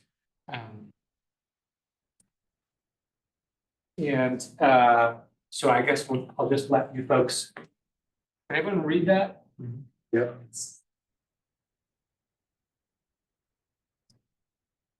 Maybe Terry, just a little bit of summary from our conversations, because I had there, first of all, I said and did a great job setting this up for us, so it's pretty easy to kind of wordsmith and work through it. But the first thing was really we need to figure out where they're at, where are the demographics. That's a pretty easy question. I think the second one was really trying to get more focused because we were pretty broad at first, and then we came and brought it back in and said, how do we bring it back to how implementation of forest practices affect the actual AGOs, and then tie it back to the goals and objectives that are actually right now. So really try to get more specific and focused, because I know we had a lot of conversation, we're kind of broad, and we brought it back in. And Casey's point, we kind of talked about, well, there's all these other things we want to ask, but where do we put that in this package? And so Terry made that recommendation too, saying, how do we move it down here, plug it back in? So, Stacy. Yeah, just clarifying question around question 2 and the BGOs that you listed. What was sort of the thought process behind those? Because that's not all of them, right? Right. So we looked primarily at, the riparian shade component, those components that were going to affect the riparian portion, and then brought those objectives back into the protection impacts. These objectives also specifically name Yeah. amphibians, because on some level, sure, the whole thing on some level, like, it's kind of all about, fish and amphibians is what it's all about. The whole thing is about. So let's focus. And I think something to keep in mind as this whole thing develops is sort of importance of focus, both for having researchable questions, and then at some point we have to drill down to what are the rules that for this, especially this, the second question that's more looking at the forest practices rules impacts on amphibians. Well, on some level, you could say, well, all the rules impact amphibians, and then we can't actually do research on that in a. That's, you're gonna choke on that. So, and I'm bringing this up because there was a decision not to include any rules that went to the IRST regarding the roads. And the IRST said, well, which rules are you talking about? So I had to go through and work on that with the roads experts and have some back and forth with them. And not necessarily that you folks need to be the ones to pull out, we'll look at these specific rules, but at some point, it is, in my opinion, better if you folks are weighing in on, yeah, this looks like the right set of rules to focus in on, or no, let's not include those, however that is, rather than staff, me essentially, along with experts making that judgment only. That makes sense the way I framed that? Stacey, are there other details that you're like, Well, whoa, wait a minute? I'm going back to. I think that we're open. I was just wondering particularly about sort of the road amphibian intersection, and I just wanted to refresh my own memory about whether there was a DGO that wasn't captured here that might be something we would want to include. So I just wanted to flag and understand a little bit better. Casey, didn't you talk about that in terms of interconnectedness too, part of the spatial question of goal 3? I think we talked a little bit about that connectivity and roads and ridges, and I remember some of the conversation. Oh, yeah. But Stacy maybe thinking more about like the sedimentation and. as Yeah, opposed to and connectivity. crossings, I mean, not to drill down too much, but that would be something that I'm not sure is as clearly captured here in those videos. Goal 3, right, because it's about more than just stream. Yeah, the overarching goal, I thought maybe one could add, Oh, yeah, because it's not highlighted, but it's the one that says, refers to clean, cool, connected and complex habitats more broadly. yeah, and we had that when we looked at it, but I think Terry's thought was like, okay, well, we'll actually do the BGOs, but that's a good point. Well, and I think that's it's, important for something to come. it is included in the context below. Oh, yeah. And again, just remember, it's hard to do research on amphibians writ large and the whole everything. And so that's why in the questions, there's focus to it. Julie. Are there any BGOs that relate to Downwood? I think so. Yeah. There are, right? But you don't. I'm trying to scroll through. Me too.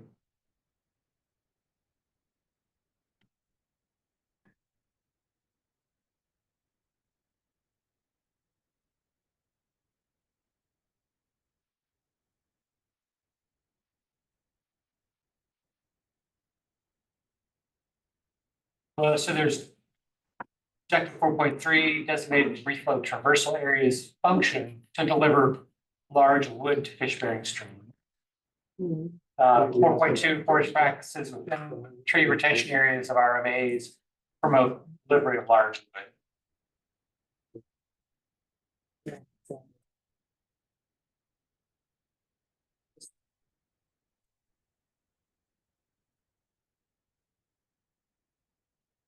So add those.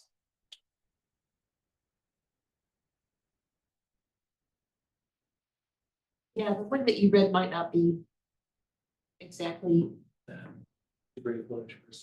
Yeah, the second one. The second. The forest practices. RMAs. Tree root areas. Yeah. Promote delivery of large wood. Yeah. Yeah.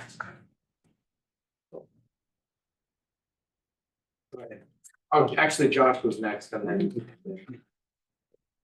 Sorry.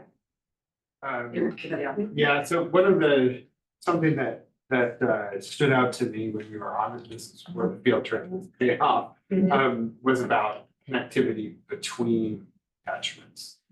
And how like the populations will connect kind of over the ridge tops. So I don't know if we have any goals or objectives that cover that, but I would put that out there, something that's relevant to amphibians is that. We don't, Catchment what we do, connectivity. so that's what's down below. Okay, Yeah. we haven't Yeah, seen that part other yet. stuff. I was, yeah. I was channeling you. Thank you. The kitchen sink. Yeah. Great, because I think the overarching goal one really does capture that, but no individual video goes to that. And I think it's partly because there aren't or not partly, they're ones related, is that there aren't really forest practice rules that would capture that. And sorry, were you saying hydrologic or habitat? Habitat connectivity, basically cool, moist, safe places to traverse ridges is what I believe the researchers were describing. Terry, I wonder, because we kind of keep going to that catch-all, I wonder if you go down to that. Sure, sure. Yeah, so it's at the bottom of the document. It's all the way, yeah. Sneak preview. That's it, number 3 right there.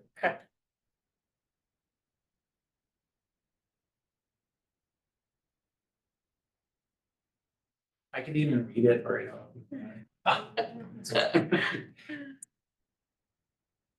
my wife's a teacher, she really likes reading it aloud.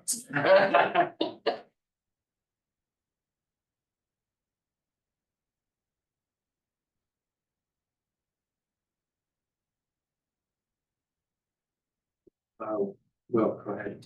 So this is potentially a show my stupidity, but as forest practices are being implemented as the forest accord rolls into play, things are changing, we've just changed things, and the impact to populations and densities may not have settled down. So part of what my question is we don't really have a benchmark. We don't have an inventory. We can look back and say the 1986 inventory of spotted owls in this ranger district was this number. I can get you that, but I don't have a frog count or a giant salamander count to even equate to. And then we're changing the rules, not changing the rules are being implemented as we speak. So new changes are being made to how we connect things. And so I found that to be a challenge in the little brief conversation with the researcher, that she had no good base data, not no good base data. She did not have, she's had a very limited population of spaces she's counted in the past, nothing like she's doing now. And she's using new tools like eDNA. And then a conversation about them traversing over the tops of one catchment area to a different catchment area, I thought was fascinating to think about, because I'm thinking about, oh, we need to protect a border and a strip, and now she's talking about they're leaving that strip, and they're going up and over, and for other reasons, we're taking roads that were next to the creeks, and we're putting them on the top of the road, and so they will be dried out, parched, looking for a bar, and instead a log truck did something, and I just, so as I read Or this. recreationists. Or recreation. As I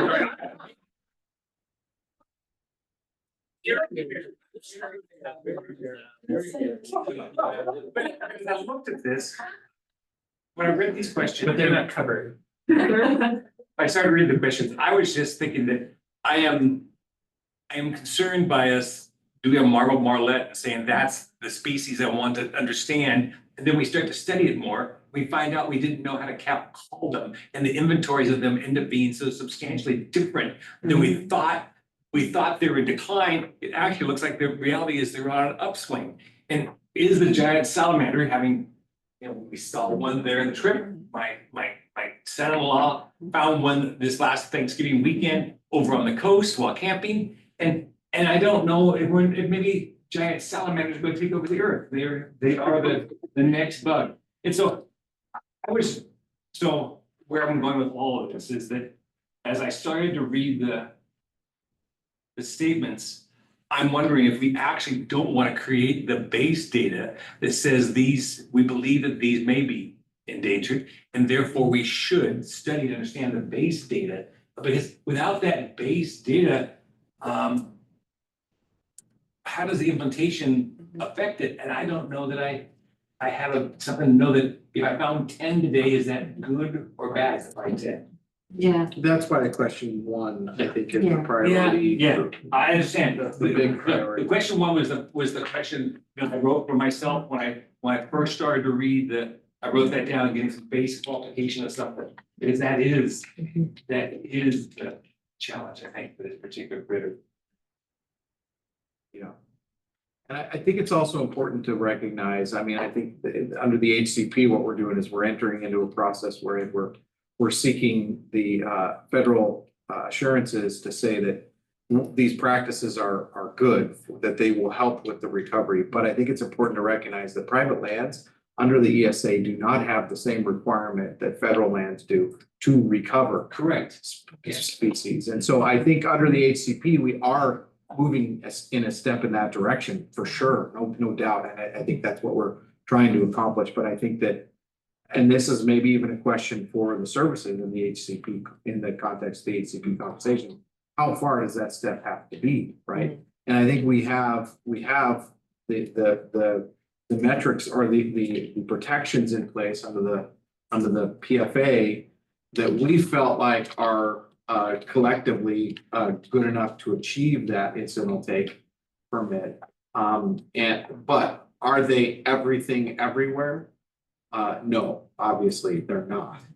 There is compromise built into that. And I think that understanding, is it good enough is important. While at the same time recognizing that it is not the leading goal on these lands. The leading goal is to continue to allow the use of the land for harvest for the private landowners while achieving conservation goals. So I'm just putting that out that's my perspective. That's my, that's me representing my hat here, right? Yeah. But I do think that it is an important reminder of what we're doing here under this HCP.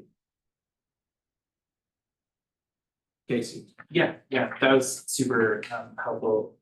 And it is good to hear like your hat or your co-chair hat, because it is important. And then Stacey and I talked about like, how do you get to have your hat on when you're also running these meetings?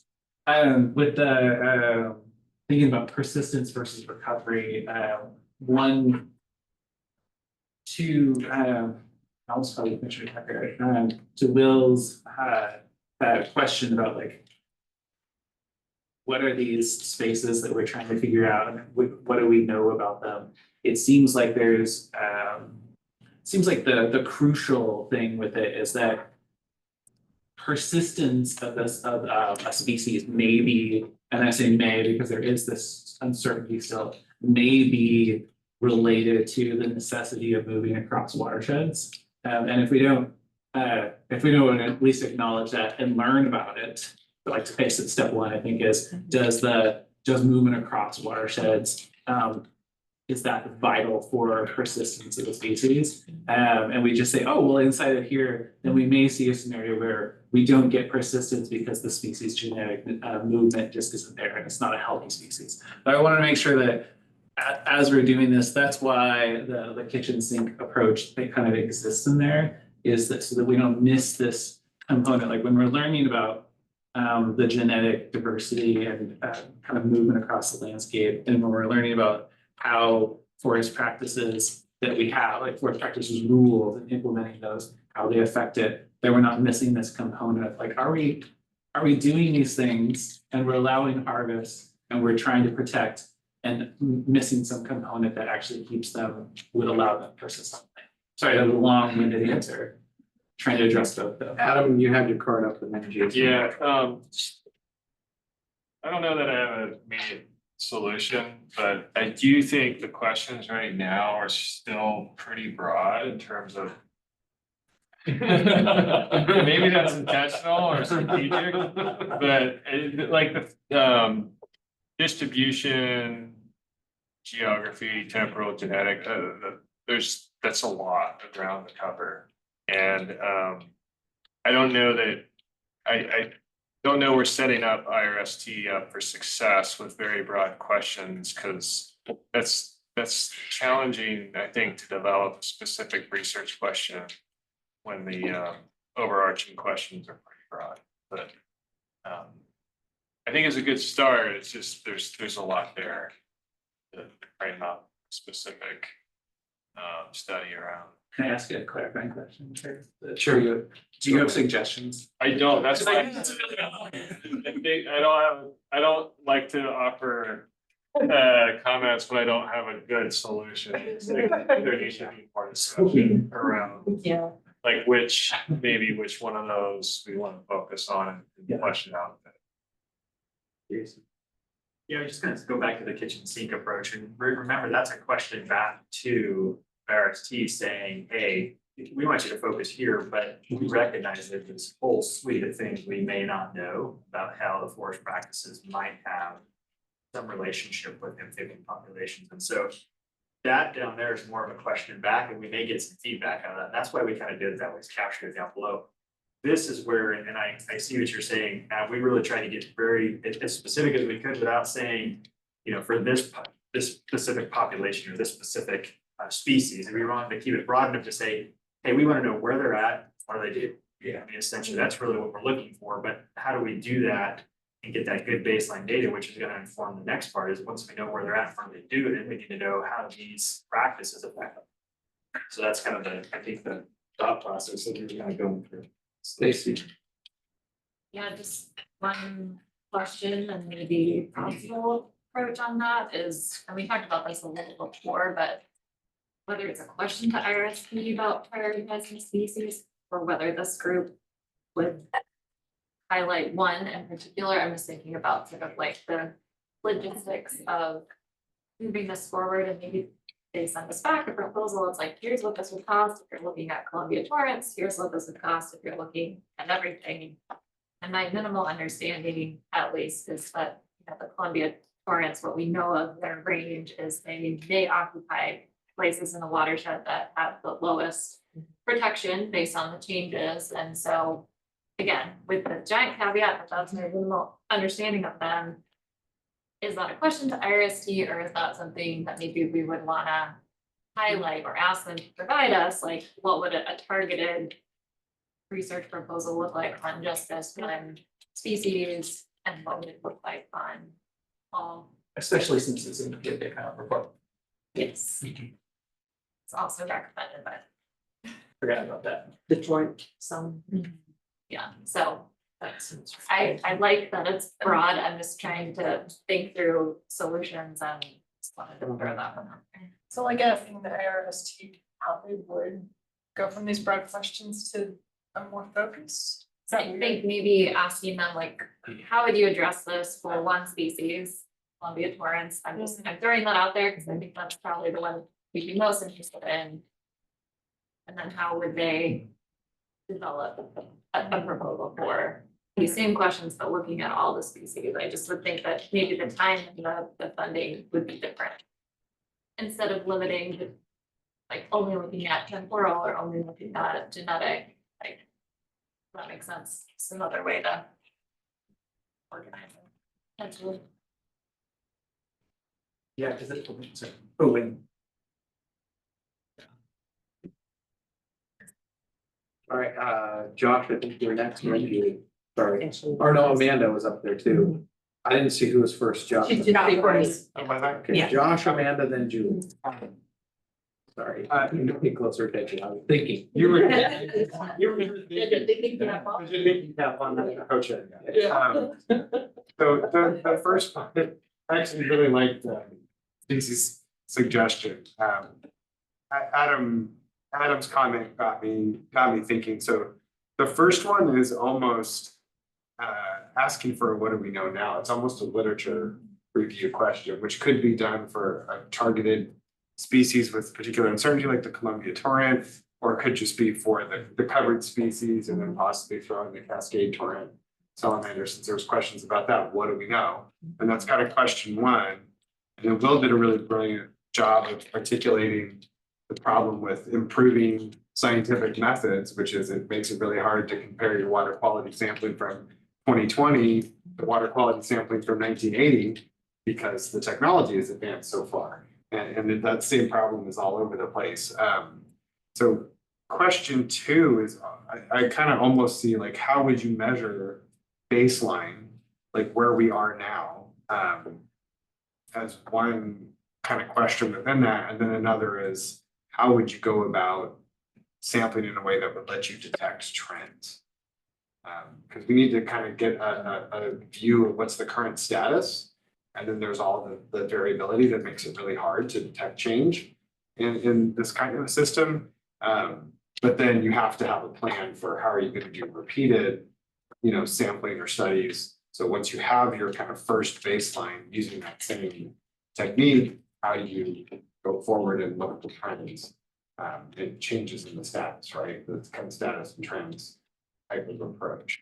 And so question 2, I think, is almost how do we establish the baseline, followed by how do we then monitor it for trend once we've established the baseline.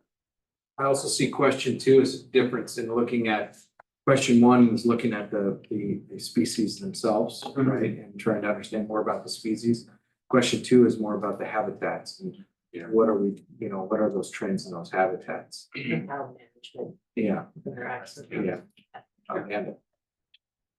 Yeah, I'm trying to think about how to get to a more researchable question as well. And to, a few points that were made from our commenter even, and then Stacy around what we know about where these species already exist, or many of them exist. Do we want to put a focus on, what is all of these things, distribution, geographic, temporal, yada, yada, in non-fish streams as compared to the upper reaches of fish streams? Or should there be an additional qualifier there to focus the data, the data generation and the geographic scope a little bit more? We know that these are sort of the places we're looking, although we do know that some species are going away from the stream as well. I wonder if that would help at all. I don't know that it has to be species specific. I mean, I do think that we want to include anything that we might see at a site. So, I think that's important to collect all that data, but maybe it's more, in specific parts of streams, and maybe within that, there's a sub question or an additional question around, that area between watersheds, and trying to, get more at that piece through that way, because I'm not super, I don't look super favorably around the kitchen sink, identifying that high level overarching goal, because it's not really that's not really the objective or what, we're supposed to be doing in my mind. We really are supposed to be highlighting the specific BGOs, but maybe, the spatial piece will help us get at, the specific place we want them to look. Julie.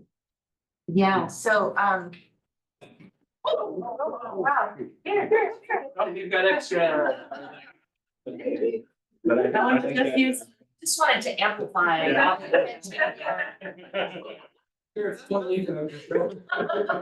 Everybody's awake. Yeah, it's okay. I didn't get very wet even. Thank you. Exactly, thank goodness for water, right? It just evaporates and it's all good. And you'll smell like bleach. Yeah.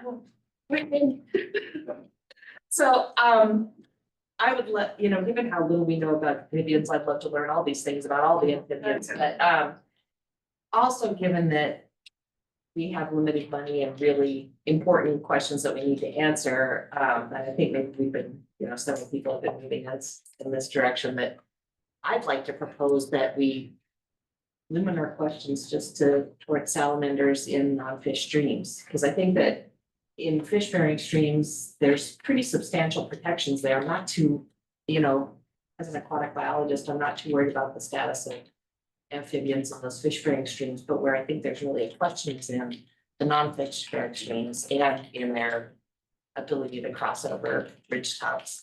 So I'd like to be explicit about that myself and really focus our effort into those questions.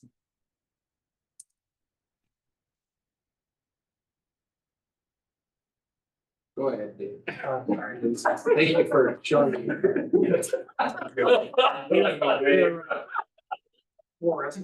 So, one thing, if you could you scroll down, please, to question 2. Yeah. One thing that I would personally like to know more about, just being focused, just a little bit of background on the stream temperature work that we're doing with PSU, and with respect to climate change.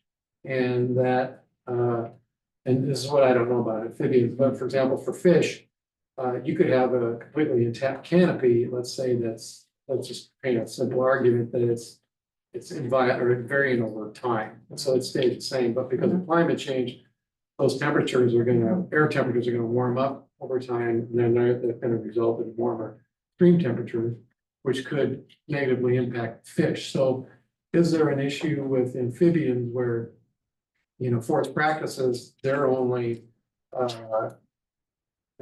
affect the, you know, terrestrial habitat, let's say. But are there climate implications that we need to somehow understand, to make sure that we understand what are the thermal thresholds? What, you know, do we need to be doing more along those lines, or can we do more, or can we do more? Because it's, you know, universal climate, but how does that impact the study going forward so that we don't aggregate climate effect issues into terrestrial habitat issues? If that's the question. I don't know. Sort of a question of how do we control what we control and make sure we're not tying ourselves to something we got off. Yeah. We're facing that same dilemma with the whole fish. Actually, want to go back to quick comment. Julie was saying, I like making real narrow there because then you can also duplicate that for another species. So once you have that down, you can take that and add other species. So I just wanted to appreciate that, and I can see where that could be a really good place to start and get very specific. Casey. Yeah, I think for the, to your question, the climate impact, it feels that what I was hearing is that there's possibly an interest in adding in question 1, something about thermal survivability. Would that be helpful? Yeah, it was just a bit, well, are there other effects that are variables that need to be considered, you know, that, and if so, do they need to be differentiated from, you know, all these different impacts? For example, you're looking at different impacts. How does each impact the object you're trying to study? And so, so that we don't, you know, conflate these multiple impacts into one, and then that would negatively impact one of those effects versus when there was something else. I don't know the answer. It'd be nice to study that and find out if this is true or not. Right, like that, essentially, well, potentially, then essentially develop a predicted. You're right. That this variable at this weight, this variable at this weight equals persistence like that. Yeah, because let's say that, using that idea, let's say you had, you know, for the survival of a particular amphibian, let's say 30% is a function of temperature, you know, and of that temperature, that's going to be affected by the intactness of the tree canopy versus also the air temperature, you know, and that kind of thing. And so, I mean, of course, this is complex, but it seems like that level of thinking might be required in order to answer some of these questions, unless we simplify the question. Some of that could be added into a literature review, dovetailing on what Josh was saying. We could ask some of those questions like water temperature, or is there known similar to what we, you know, some of the thresholds that are known for the fish. Yeah. And yeah, because I talked to, there's a Ms. Garcia over there, the one of them, because she was on our bus, and I was prepping her with questions, and this is one thing that I was. We should have taken turns. Yeah. And that was one of the things that she just basically said to a number of questions, including along those lines, we don't know.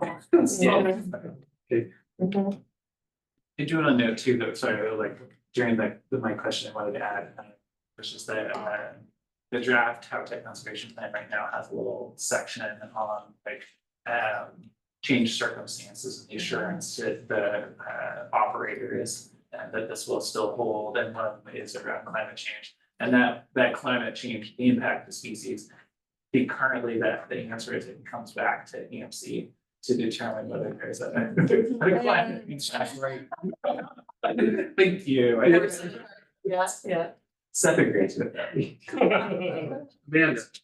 I have two comments. So one thing that I keep thinking about is how the current research that we have that is gonna be done, you know, through the lit review and not any, but some of the potential research that might be done is not necessarily in response, you know, the results will not be in response to the new rules that are applied. So we have to take that with a grain of salt, and I don't know if we wanna add anything into the other section or additional qualifiers in the research question development pieces that really it is more of like a baseline, and that we shouldn't be, in my mind, my perspective, addressing rule or saying that we need to change rule because of those results that may not be representative of new rule changes with the new stream reach. You know, the non-fish perennial and non-perennial buffers and things like that. I mean, it's really challenging for our members, and we're applying those to try to help, especially with a lot of the amphibian pieces. So I don't know how we address that or how we bring that up, or if we address that in the package that we sent up the ERST. That's just one thing that I have been thinking about, and then kind of on the ridgetop piece that we kind of highlighted this. You know, the HCP, the way that it's developed is really focused on the streams, the RMA areas. And so that's not to say that we, you know, can't think outside of the box, but maybe that's for another time, and we try to stay a little bit more focused on the focus areas of the HCP at this point. Yeah.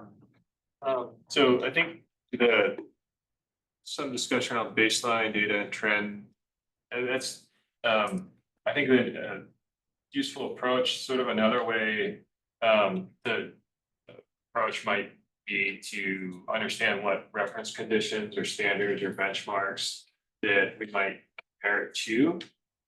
So that I feel like that might be an important question to tackle, is like, how do we, what reference conditions that we want to compare it to? Because when you're looking at human disturbance, there's knowing sort of what that undisturbed place might look like in terms of amphibian distribution, but Question 2, is that what you mean?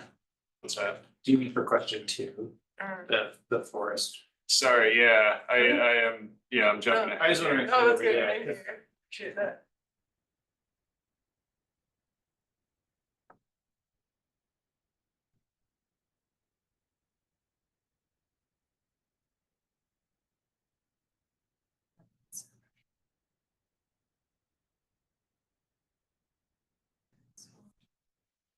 Yeah, and a lot of these questions a lot of these things that we would be studying in question 2 are also, I'll point out, monitoring, right? Effectiveness monitoring, because what you're looking at is trends over time. Are we actually, you know, building those complex habitats as we anticipated with these rules? So, yeah, Josh. Yeah, I just wanted to give my support to what I said about these kind of change, like the habitat conditions lag behind what the rule changes are, and populations lag behind the habitat conditions. And then you've got, natural variations, and there's a big year to the amphibians, and there's a bad year to the amphibians, wherever you are on the landscape. So I just wanted to like support that, and that's part of why a baseline is really important, so that we can say, because it's gonna be a few years before any effects on amphibian populations are really seen from the rule change, and so the sooner we can get a baseline done, the better off we would be to be able, because it's a 25-year term, right, on amphibians, so as we're approaching year 25, like most people here will probably be retired, but whoever's coming. Whoever's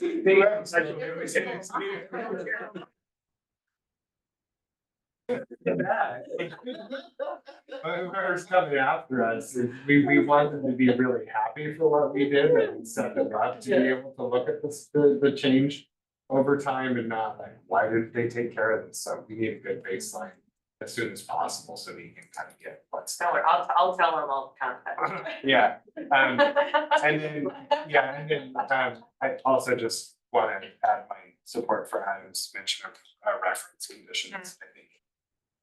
That helps us get natural variation, so ideally we have a baseline and reference sites, baseline, managed places, and then you can get a trend above, because if we have a declining trend in on working forest lands, but we also have a similar declining trend in say wilderness areas, then we know it's not managed. Yeah, we know it's some of the factors. Temperature stress from climate change.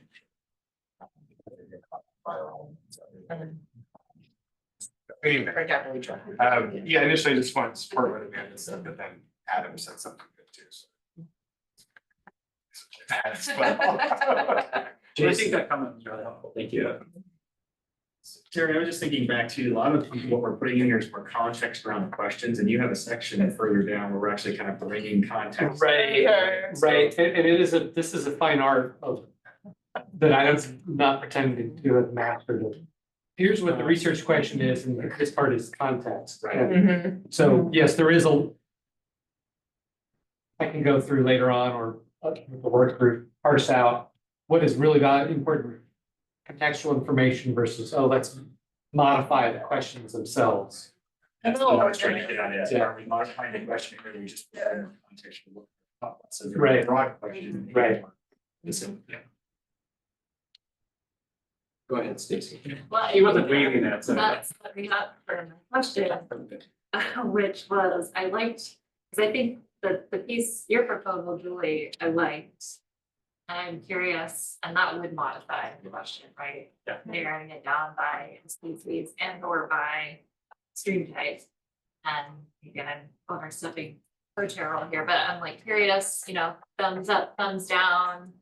As far as narrowing question 1 down to fish streams and Columbian torrents, or does that feel too narrow to folks? I guess I like what you also said, Jason, about we could potentially replicate this, right? I kind of like the idea of sending IRSD something they can sink their teeth into, respond, we can get money on the ground, we can get something moving, and then be able to add additional species potentially. Or they can say like, hey, it would be way better if you also included in Cascade torrents. I don't know.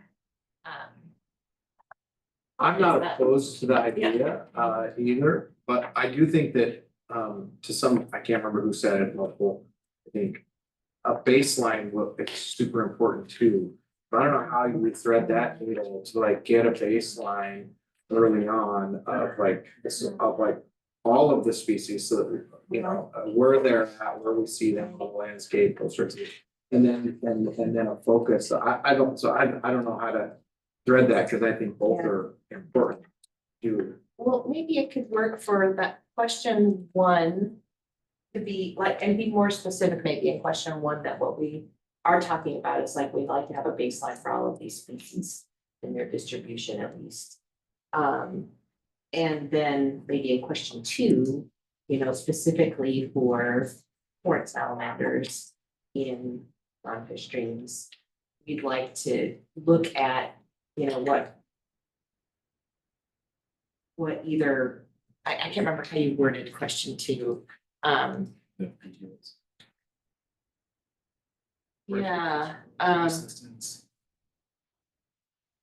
yeah. Okay. Yeah, just make that one, make question two specific to the species in place. Yeah. So leave the first one as sort of what's the. where What's we the at? baseline for everybody? Base, yeah, and then the second one is diving in, how do the BGOs, are the BGOs? How do the BGOs interact with these species? With respect to persistence? I think that's a good idea, but I don't have anything. I don't know who was next, Amanda or Wendy. So Wendy, go ahead, and then we'll. Oh, Yeah, I was kind of, I think, tracking along what you said, and that sounded like a good idea to me, like having question one, be more explicit that it's a baseline for multiple amphibian species. I would say, to me, it feels like we have some permission to be kind of broad in our first question, because after all, our research topic is amphibians. Right. So, yeah. That's where we narrowed it down. Yeah. That's narrower. Just by putting baseline. And I kind of like also your idea on question two, because to me, that's starting to dovetail a bit with the language in number four, just talking about a specific species. And then also talking about protections generally, which includes riparian, but also other protections, so not just the riparian zone. So to me, I would say what you said works for me. Amanda. So for question, I like where we're headed for question one. For question two, I'm sort of sticking with me. I think Seth, you highlighted this, the BGOs, like including the BGOs here in particular, really gets us into more like effectiveness monitoring. And they're not final yet. So I'm wondering, can we highlight the BGOs that they're, you know, tied into under section B? Is it good to have them there and do something a little bit different with question two? And my suggestion is maybe looking at like developing a pilot study or some type of study that we can get results from, and then having it be a little bit smaller that then we can utilize in the future to develop the kind of monitoring, the effectiveness monitoring with. Thinking about how much money we have and the time allocation, and you know, we don't necessarily know where all these are. We're still in the process of implementation and of the new rules, and you know, maybe identifying what and how, because just thinking about how does implementation of forest practice rules, like full stop, just stopping there, like, okay, well, which exact rules? Like there's a lot of rules, right? And so I feel like we kind of need a pilot to even figure out how we're gonna study those and what we're gonna study and what's working and what's not working, to then do something again in the, you know, future research agenda. But I don't know, maybe I'm. You could ask a simpler question, you could ask a Question two, sorry to interrupt, but to clarify, you mean for question two? For question Kind of two. the species specific, the Torrance specific idea is like a pilot? Yeah, Look at yeah, this either in looking general. at that or doing, it's just the way that it's worded right now on the, you know, how does implementation of forest practice rules. Like that's a lot of things to look at, and so we need to figure out even what, or the researchers gonna have to figure out, well, which forest practice rules exactly are we looking at? Obviously, ones that, like, are we looking at roads? Or are we not looking at roads? Are we looking at all the, you know, SRAs and the designated, you know, sediment source areas? Like, are we looking at those? Are we just looking at RMA stuff? Are we, you know, is there some combination? Like, logging over stream, like, I don't even know, I right? mean, we could make question 2 a very specific couple of questions, right? I mean, we could scrap what we have there and we could say instead, we wanted to focus on Columbia torrent, right? Is that the species? Yeah. The report says Columbia and Southern Torrent salamander. Yeah. So torrents, you could say, we have a question like, how does sediment affect Columbia torrent salamander? Or we could ask, how does, stream connectivity, with road, bridges, culverts, whatever, affect torrent salamanders? I mean, those are very specific questions that are actually measurable, right? You could actually start to develop a research proposal that could then inform other questions or other, where you go from there. I'm just trying to think of ways that we could hone this in without getting too. Yeah, and I guess I'm pulling from kind of your guys' stuff on the compliance monitoring side where we're doing a pilot project, pilot study to figure out how to condense all of these massive rule changes into a methodology that will work. But instead of doing the whole big shebang first, it's something smaller, just trying to even get at the right methodologies. So I'm not saying that we can't include a bunch of stuff. We can be very broad in what's included, but recognizing that the intent of that is to focus in on how we do it the best the next time and don't keep some powder dry, I guess. But I don't, that might be not how we want it with you.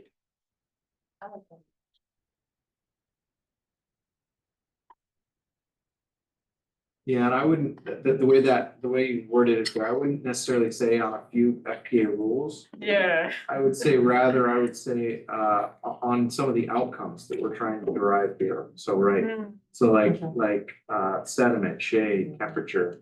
How do these affect these certain species? And then you can start to, because I even think the forest practice rules effects, I mean, we're probably a ways away from being able to actually, I don't mean a long ways, I just mean asking that question now is probably not the right time.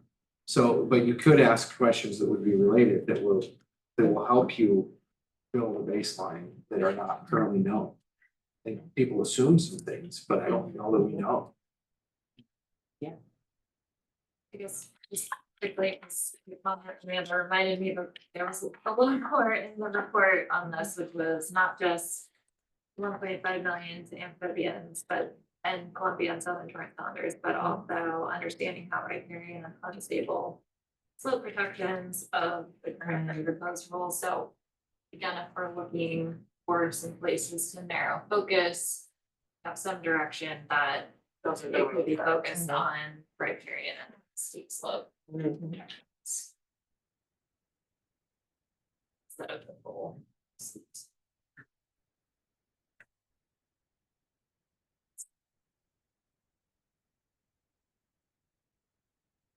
Casey. Oh, yeah, thank you. I think having some narrowing down focus, like CC suggested, is a good idea.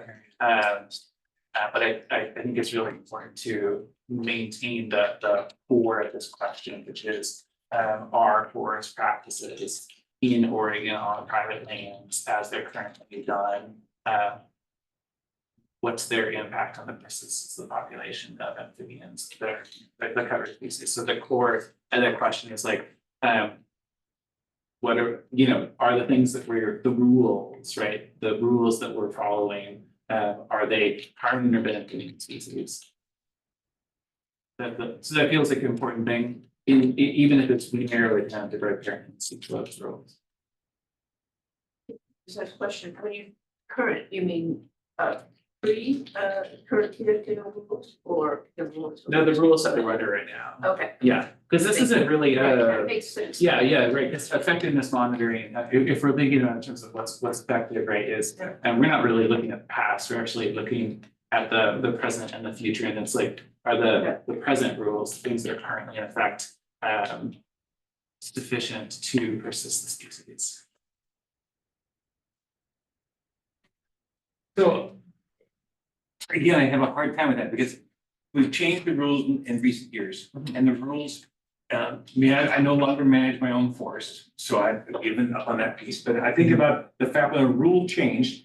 It took me until I went back in there again to change that implementation. Right. And so we're talking about the, warehouser at a large scale and small woodlot owners on a smaller scale.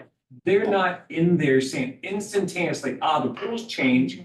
I'm gonna have to try to figure out how to modify my practices all of my forest at one time. No, it's on my next up. You can't stand the trees back there. Yeah, You gotta wait till they and I can't go line. I can't go plant 30-year-old trees. Right. And so I have to do things today and they evolve as I run through my inventory. Right. And it will take me, at least take me 30 years to get through my inventory. And so I would never, and I'm always changing the rules each time I do something with better knowledge. And so we can't just look at one image and say that that's, I mean, I guess we have to, but somehow it takes so long. So we change the rules. The rules, I can tell you, aren't fully implemented on every piece of woodlot. Right, so some of us are, I forget who of us are proud to hang out with the compliance monitoring time. I like gesture at you because you're associated. Yeah. You just sort of talk very much. And in that case, it's all about the trigger, right? It's like we noticed an operation and then there's the opportunity for compliance monitoring to come in. And that's the universe of sampling. Right? And it might not be, there's a representative sample within that universe, but so we're not, as far as I perceive it, it's not, we're gonna go out blanket the forest and be like, our amphibians increasing or decreasing here under the current rules when there's nothing that's changed about the place. But I think have to when we do the baseline. The baseline has to in fact include areas we are doing nothing in. We have to include that broad spectrum because it is temperature. It could be acid effects in our rains. And is our rains become more acidic? Are we in fact damaging it there? I mean, how are things evolving as we, but to me, the purpose of the charge of our committee, right, is there's practices and there's science, and what does the science say about the practices in order to persist in species? I was just responding to the fact that it may sound like the rules changed, therefore we listen to a check and see how the rules are. The rules have changed, but they haven't been fully implemented and we haven't seen the result of that is where. Yeah, totally. Yeah. Julie. Yeah, so I think that, what we have to get down to where those rules have an influence on those species is, when there's certain habitat conditions that they react to, right? And so maybe be simpler, and I think that this has come up in conversation a couple of times, to be looking at, how do they respond to these habitat conditions, be it, like you said, sunlight, temperature, shade, whatever it is. And then, the next step would be, how do, the rules that we've implemented, how would they affect those habitat conditions that we have identified to be important? Because I agree, you're not gonna just walk out and say, because this rule is in place, then there's this relationship between that rule and what I see in the stream today, yeah. Okay, Wendy and Amanda. Yeah, to me, just listening, I think in some ways it might be simpler to sort of think of this as being initial research to gain information about amphibians. And then to think of effectiveness monitoring as something sort of necessarily has to take place somewhat later. I think in our conversation, we conflate the two of those, so you're referring to come up, so. I tend to think that collecting information, sort of have a baseline-ish first question, and the second question being somewhat narrower, like you're proposing, helps, in my opinion, to avoid that effectiveness monitoring conundrum that you're pointing out.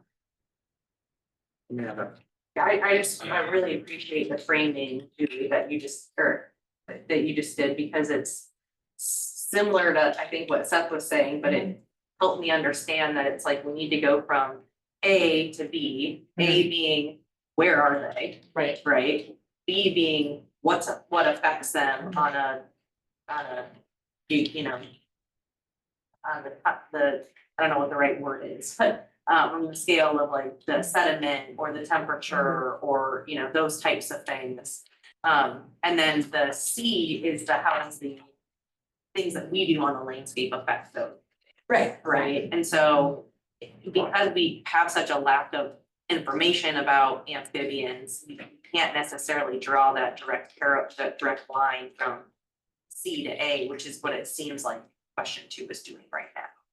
Is that, am I understanding kind of what you laid out correctly? Yeah, I think so. I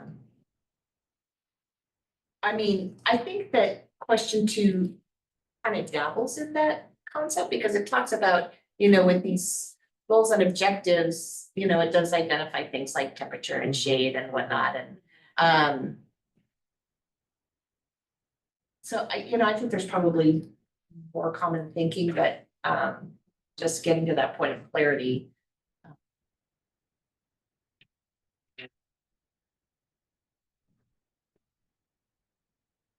Josh? To Julie's point on question 2 then, to B and C by saying how does implementation of forest practice rules affect the habitat and persistence of these species? Say it again. How does, so to Amanda's point where it's kind of we have species and then the habitat, how does the practices affect the habitat and thereby the species? So I'm just wondering if in question 2, we could expand it to, or, you know, add, how does implementation of forest practice rules affect the habitat of persistent species? That wasn't my initial point, but it seems like we could address that fairly simply in words. It's very complicated field. Yeah. And yeah, and the other thought I had was like was that I think Stacy and Julie have convinced me that it would probably be good to focus question 2 on like the torrents and narrow it in. And one, because it's doable.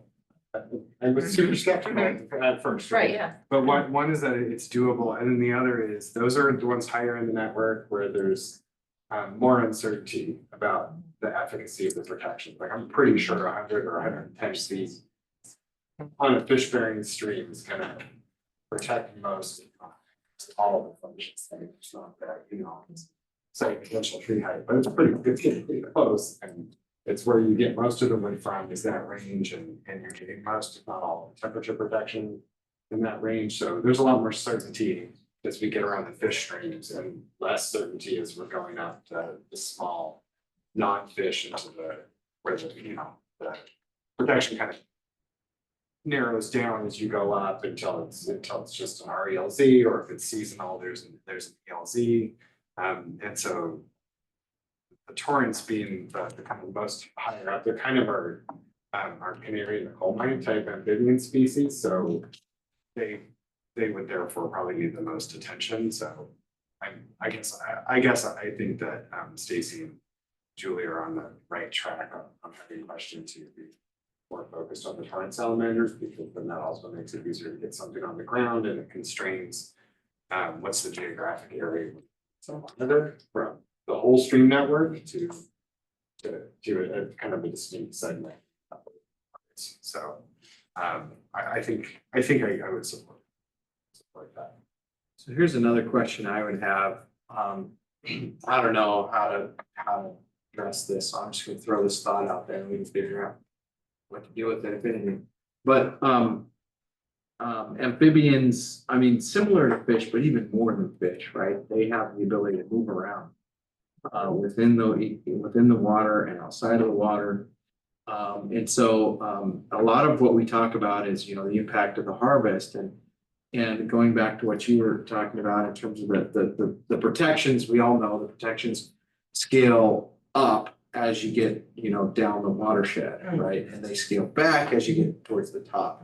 So what I would suspect is that some of these species, that when harvest occurs, they actually move down to areas where they can get some refugia, right? And then And then as habitats recover following harvest with, you know, bushes and trees and things starting to grow back, that they then, you know, go back up into those areas and they probably do that across landscapes. And the other thing to think about here is, so one of the questions I would have is with regards to all of these, how important is it that we have 100% of their quote unquote habitat at all times versus sufficient habitat over time for the persistence of the population, right? Because I think those are two different ways of looking at that. One is they have to be everywhere all the time. And the other one is no, let's not assume that. They may be able to persist very well with sort of changing habitat conditions and then repopulation and that, because that's what species ultimately do. A lot of species do that, including humans, frankly. And so, anyway, I don't know how to address that here, but I just feel like that's an important component as well. And I don't know that that's, I mean, now you're talking about probably a 40-year, you know, study across watersheds, but that's an important, I think, component of this. And I don't know how a researcher, I'm sure if you asked a researcher, how would you get at this? Like, you could probably come up with a number of different ways of looking at that. But anyway, just a thought I was having. And so Julie and then Stacy. Yeah, I really like that perspective. I was gonna respond to Josh initially, but I like your edit. I just don't want to lose. And maybe it was already in there earlier in the question, the connection between the species and those habitat connections too. Since there's so much we don't understand about that, I think still. But I really like your perspective too, because I think that these critters, you know, they evolved in mosaics of habitat, you know, it wasn't like everything was uniform, especially these ones really high up in the system where fires would go through you know, the researchers that went out with us, the genetic work that they're doing, I think could possibly, you know, give hints about, you know, knowing how much flow there is would maybe help you figure out how large the kernel would need to be in order to maintain that. So I don't know, it might actually be attainable and, you know, maybe we should direct our interest in that sort of direction. Yeah, I just feel like that's probably a pretty important one to understand. And Yeah. I don't know that we have when we get hyper focused on little questions, some of the bigger ones. Anyway, Stacy. Yeah, I mean, that's a great point, and that was why I was thinking of how you might constrain this. We can't do the giant big study we probably would all love to do. But doing it by species still allows you to capture that, and the researchers may know, like you were saying, Julie, like sort of here's the general range, or maybe we don't even know that, and then that would add a ton of value. I mean, I like the idea of also looking at stream type. That makes a ton of sense, but then potentially if you do both, you would miss that treatment. So maybe that's too narrow, and just picking one species could still allow you to capture that. But wouldn't the researchers understand that movement? You know, it's a disturbance, and then also the potential effects that if you're a little torrent salamander and there's a disturbance and you move downstream, you know, you might not make it to redisperse because the giant salamander comes Eat you, yeah. and snaps you up, right? So, I mean, that seems like something that would be coming from the IOST or contract. They would help us understand what happens. Because that might be part of the population pressure, right? Maybe it's fine, or maybe they're moving to someone else's territory, maybe it's not at all fine. Yeah, just like humans that we can say. Yeah. I don't know, yeah, it's. I don't know a lot about it, but so I'm just kind of thinking about uncertainty of water quality, but in terms of like water quality and uncertainty and the protections on the network. If we have to focus, I think we want to focus where there's the most uncertainty, and whatever critters make up their primary health. Sorry, step on the name there. Go ahead. The way that that the movement of the population, I almost feel like that's maybe a sub-question under question 1. Because it's still associated with population dynamics and like the where are they versus the second question seems to be more about the habitat. And so I do really think that that's an important question to answer. So I don't know if we want to have an additional sub-question or something, trying to understand how IRST is also taking these and then trying to interpret them and turn them into the scoping packages and some of the concerns that they've had of them having too many sub-questions like that too.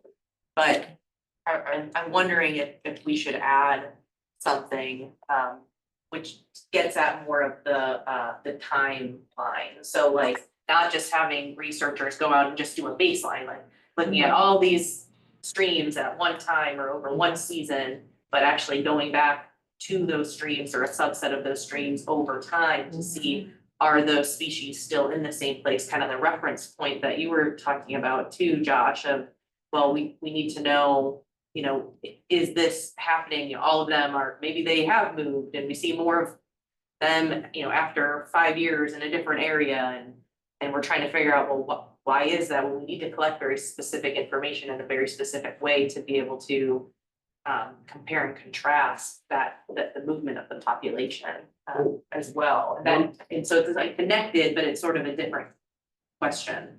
Well, so to dovetail off that, and then we'll go to Casey. One way to handle that, Amanda, would be to ask the demographic and the distribution sort of questions, right?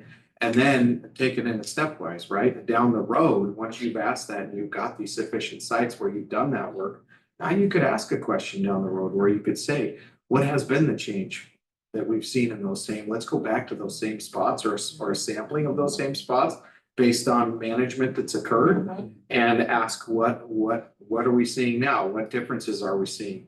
And if you had enough of those sites that were part of that monitoring plan, then you could start to tease out potentially some interesting answers. But Casey. Yeah, no, I think you operated it within the context of, so for question 1, I really we talked about which words do we put in. So that's kind of why we said temporal rather than seasonal, for example, and genetics, because the genetics is about it can be a snapshot in time, but it's a snapshot in time that tells you about what happened in the past, right?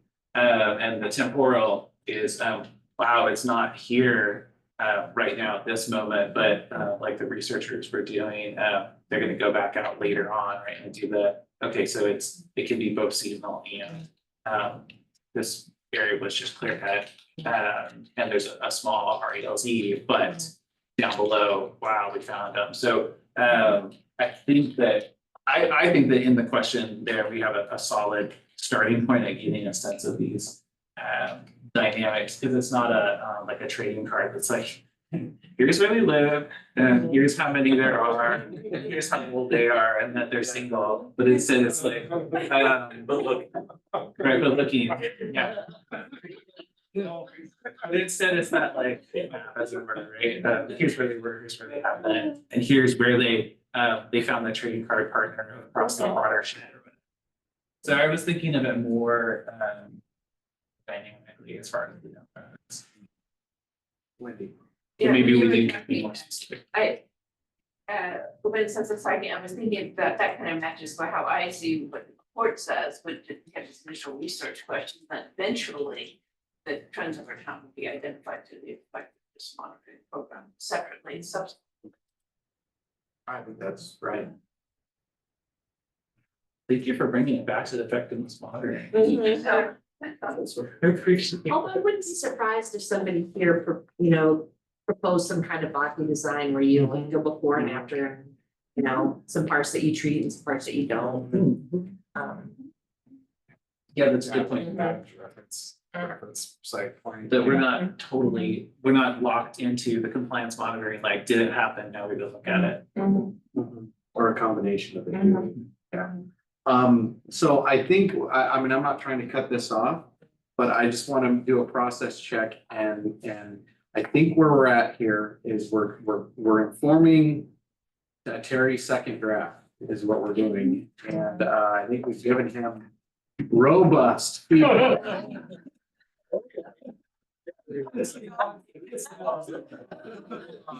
So Terry, can you speak back what you heard as someone? I heard some. It's got a lot of directions, Yeah, that's what I'm saying. There's a lot, no, it doesn't. I can't boil it down to like, here's what everyone agrees. Perhaps here's what I could propose for a process moving forward. And that is, Terry, if you guys could go back and your team, your folks could go back and look at this and boil it down to what you think, or even if there's some contradiction in there, just sort of where it makes sense, this bullet looks like the same as that one, making a similar point or whatever, and just sort of clean it up that way. And then maybe Stacy and I could take a look at that and suggest where you might lead towards a second draft, and then we could form the band again with Jason, myself, and Casey to look at a second draft and try to inform something by our next meeting. That gives it maybe a couple of different between co-chairs and then the subgroup refinement, and then we'll bring back a version 3 or version 2. Sorry, this was version 1. Version 2 of the research question, and see if we haven't moved the ball closer to where we need to be for this first amphibian question package. Does that make sense? Yeah, That's good. I guess just to make the final plug, thinking about that July deadline, that if we can get closer, so what group really makes sense. And also, I think it would be great to aim to try to finalize it next month. Yeah, I agree. I think it's a great example. Yeah. Do folks want to look at the rest of the contextual information in the document? Sure. I didn't want to stop. No. I just felt like that seemed like a place where we were kind of settled and talking about the questions. So maybe start to look at some of the rest of the contextual information and see if there's thoughts here. Yeah. So just as a reminder, the rest of this is what I've been calling the package, just use a word that is succinct. And this is B.1 is, these are elements outlined in rule that needs to be included.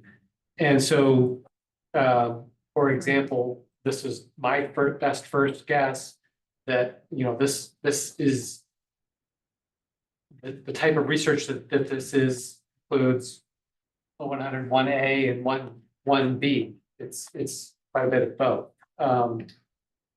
But what if we did this, Terry? Yeah. You've now, everybody has this. Yeah. Right now. We don't have and some of the feedback we just gave you, but that's okay. We have the rest of this in the form that you have drafted it. Yep. What if I wish there was a way for us to sort of group, comment, but we can't do that. I understand that. But what if individuals sent back their own? Because I just feel like when people are looking at this, they're gonna wanna look at the, if they're like me, they're gonna wanna look at the OER references and make sure that those are the right ones and provide good feedback to you that way. And some of those pieces. And so I don't know if it lends itself super well to wordsmith here and to Wendy's point, trying to figure out a way that we can get away from group wordsmith. Because I think we could get stuck on one section here for another 40 minutes. And that might not be the best use of time. So what do people think about that? Just providing feedback to Terry on this, the rest of this by a certain date? Yeah. Okay. What, 10 days from now? What folks think? Okay. 10 days from now or so, whatever. So you send out a date to us or tell us right now, what date you want to make that? Well, today's the 9th. Why not? How about close of business? Or first thing on the 19th, 8 AM on the 19th. That's Thursday next week. Okay. So it's really section B of this document. Focus your feedback on section B. That way we don't get more overwhelming feedback on the part we already gave feedback. Right, right. I know that some of what you talked about are clarifying context, not necessarily the research question, but really important clarifying context that will find its way into part B. So. Yes, Amanda. I just had a quick, just to make sure that I am tracking. Sure. In this document, the orange stuff is the stuff that we added, right? And Yes. that's like outside of either rule language, statute language, or kind of formatting of this document. Yes, thank you, that's a good question, and that was something we tried in the previous ones, and it's just an easy way to make it jump out. This orange these are the NPC's thoughts, and then the part below is a quote, for example, of direct quote of the draft HCP. I just want to make sure that I am Yep, looking at the no, that's, colorful coding correctly. yep.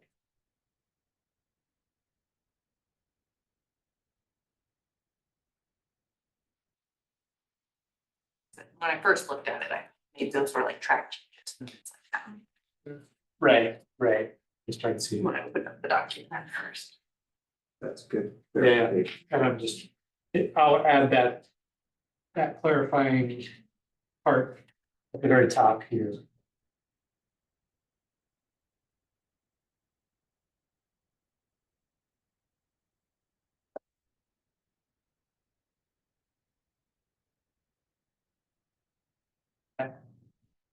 So, I think, Yeah, where we at the, so really, I mean, that's. Pulling up, you want to stop sharing and I'll just pull up the,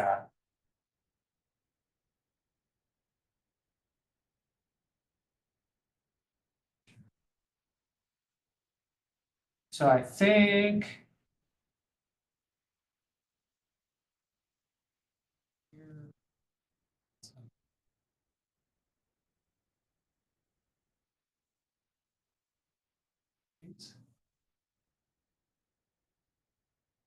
So we did the Vivian's questions wrap up. So really, we just did the wrap up next meeting.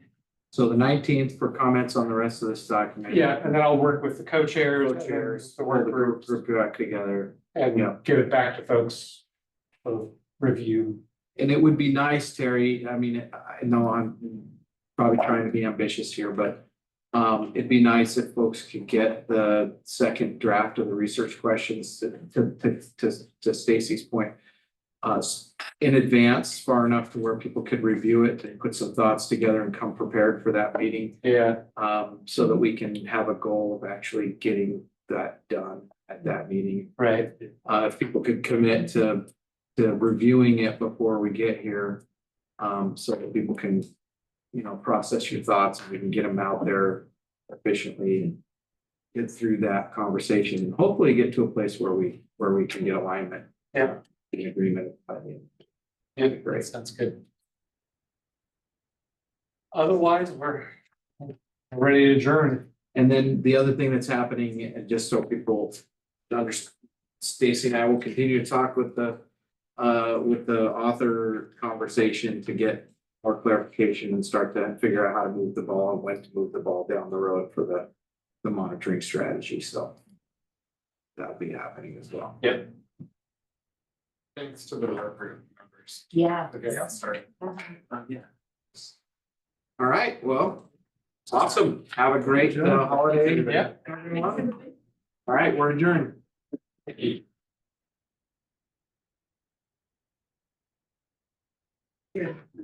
Well, yeah.